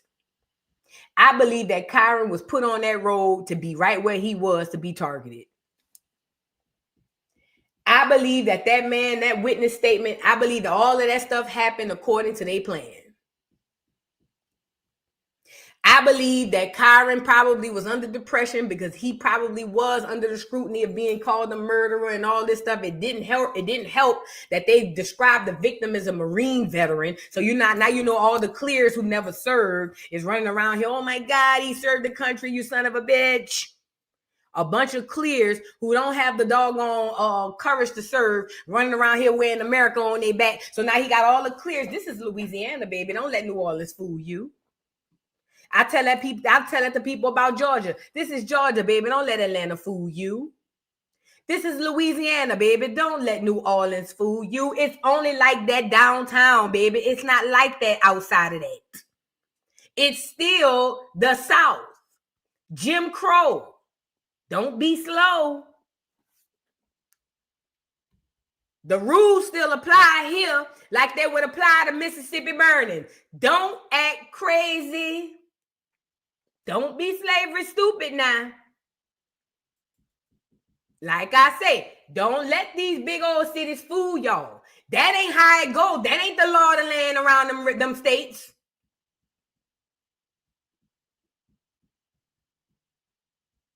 So the dynamic is still the same. It's still a black kid. And let me tell you something about these crackers. Unless this cracker is an LSU fan, he don't give a damn about Kyren being a wide receiver. The cracker only care about what the cracker care about when it's time for him to care. If he happen to be one of them crackers who don't give a damn about football, he didn't give a damn about Kyren being Kyren. So Kyren being a star don't mean nothing. We see it happen to rappers and athletes all day, every day. The dynamic is still the same. So it wouldn't surprise me that this white cop, and it probably was a clear woman who really caused the accident, but oh, God forbid we give her the charge. So let's just put it on a Charger. Why? Because most nigga kids driving Chargers, he got to be a nigga. I could run a plate and get him. I believe this was a setup from the beginning. I believe Kyren was placed right there for that reason. Why? I don't know. It might be some bloodline stuff going on. Maybe they knew something about Kyren that we don't know in the 3D. Because that enemy is way more clever than y'all want to give him credit for. So maybe they know something about Kyren in the 5D or something that we don't know. And they had to get him up out of here like Emmett Till. I don't know. But I don't think any of this was coincidentally happened, and I think everything happened the way it was supposed to happen. There's something deep and dark and sinister going on here. I told y'all. But y'all want to call me a conspiracy theorist. I'll be that. I'll take that charge. I've been that. I've been worse than that. I've been called worse by better. But what I'm telling you is, y'all better open your eyes. It's something really going on. Rest in peace to Kyren Lacey. My condolences go out to the family. Look at his daddy had came on here. The daddy had spoke out. Let's get into it. He said, check on your mental health for your kids. And this message still resonates, even though, yeah, this message still resonates. Kyren Lacey says, young parents, start talking to your kids at a very early age and make sure they are confident and comfortable confiding in you. Let me say this too, to the young parents or to parents to be out there or people with young kids. Don't fuck this up because we already did that. There's a fine line that you can find and get there and stay there. You don't have to be your child's friend, but you damn sure don't have to be their goddamn CO. Okay? There's a fine line. Take the things that you learned. Look back at your own childhood. This is the best way you do this. You look back at your childhood. Even if you have to write it down, divide the good and the bad. Don't throw away everything in your childhood. There are nuggets in your childhood that you can use to rear your children to be successful. Take the good, take the bad. Take the good and use that in your rearing with your child, whatever you see fit, and get rid of the bad. But don't completely get rid of all of it, because if you do, you're going to run into a situation where now you're your child's friend and you can't do nothing with that little children of the corn mother plucker. Okay? So yes, talk to your children, make them comfortable talking to you, but also understand that make them understand and you understand that there is a healthy boundary. Not one where you can't talk to me, just one where you know, hey, out of respect, I am still your mother. Out of respect, I am still your father. You get it? Let's get back into it. Don't be cool with them. No, don't be cool with I'm all right or I'm good when you know deep down something isn't right. Mental health is real, and for the most part, it's invisible. Don't ignore the signs, even if they may seem small. Our lives have changed forever, and this will never be okay, but God needed my baby more than he was needed here. This has to be the biggest pill our families have had to swallow, but I know the love and comparison in our family will get us through. This will never get easier, but we'll learn to live with it. Check on your kids' mental health. Now, this is the biggest thing. We definitely, absolutely need to check on our children's mental health. We need to start pouring back into our children. We don't pour into our children no more. And there's a huge, huge disconnect as it pertains to our kids. So as it pertains to mental health, we absolutely need to check in, but we have to maintain a healthy boundary that our kids must follow. You must be comfortable, but also understand that there's a respect line, because that respect is going to help shape this child to be a thriving adult. But as it pertains to mental health, we have access to everything in the world. We need to get into our children's brains, know what they listen to, what they like, what they want, so that we can better understand our children, so that we can get a grip on our kids. Because what we don't want is for them to walk around in the dark or protruding a dark light and evil come and attack them. I told y'all this before. We want our children to walk around and present in the light. This is how we attract abundance to our children, longevity to our children. This is how we attract great things to our children. But if we put all of this negative stuff on them, you can't do this, you can't do that, you was a slave, you this, that, and the third. You put your children in the dark and it attracts darkness to them. This is outside of Kyren. Okay? This is outside of Kyren, and everybody's situation is unique to them. We have to get back into the minds of our children. We have to get back into relation with our children, because if we don't, the enemy already got them. Once they really get them, they're going to turn them against us. They're already doing it in smaller numbers. You are not ready for them to really, really hike this shit up a notch. We got to get our kids back. Now, that's in pertaining to mental health. I don't believe that this young man killed that lady. I didn't believe it when I heard it, or killed that Marine person. I believe that they killed this boy. For why, I don't know. It could be some other stuff that's beyond my pay grade and above it. However, I just feel sad that we losing another one. But pay attention. Find the lesson in everything, both good and bad. Let that be a lesson to everybody out here. You need to be finding a lesson in everything that happens to you, both good and bad. Even if it don't happen to you, if it happens around you, find the lesson. What is the lesson in this? Systematically, there's an issue. systematically, there's a system that allows people to abuse it to where now people are killing themselves, allegedly. The system needs to be dismantled permanently. Because once you dismantle the system, the people trickle away with it. Does that make sense? And then we won't lose more Kyren Lacey's. Because everybody ain't equipped to handle the bull.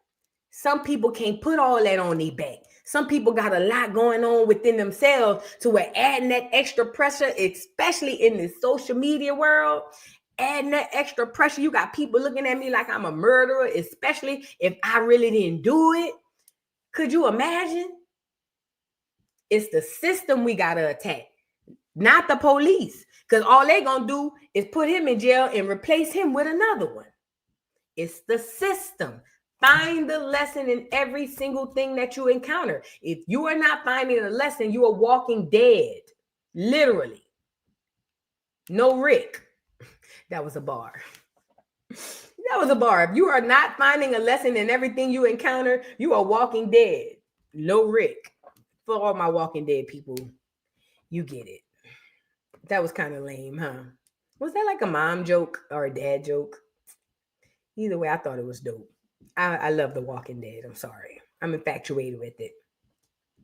Anyways, so yeah, y'all got to keep, like I said, find the lesson in everything. Please and thank you. Please and thank you. Y'all like the video, subscribe to the channel. Danielle Noble, thank you for the super chat, says, hey, boo, it just came across. Wait, I just came in because I'm a school bus driver. Can you point me to FBA channels? My FBA husband has been arguing with me about Africa, and I'm tired of fighting about Africa being through the cradle of life. Oh, girl, they got a bunch of black channels. I don't know. I mean, shoot, everybody black. I don't know how to point somebody out. Oh, you mean a channel that have FBA content? Oh, you know what this boy I found? I don't want to get to lying to you. Hold on. Let me show you this boy I found. He's really, really good. And he's very, very, he's very good with, his research. Don't get me the line. Hold on. What's that boy name? Hold on. I think it's like FBA. I be watching his videos. Okay, there's one called FBA for the, it's called For the Culture. But it's another dude. It's a dude with glasses. He's really, really good. I'm be so mad. Matter of fact, I can find it in my email. I want to endorse him because he's really, really good. But it's a dude with glasses. I think he wears glasses. He's a young brother, brown skin. Oh, I'm gonna find him because I want to endorse him. He's really, really good.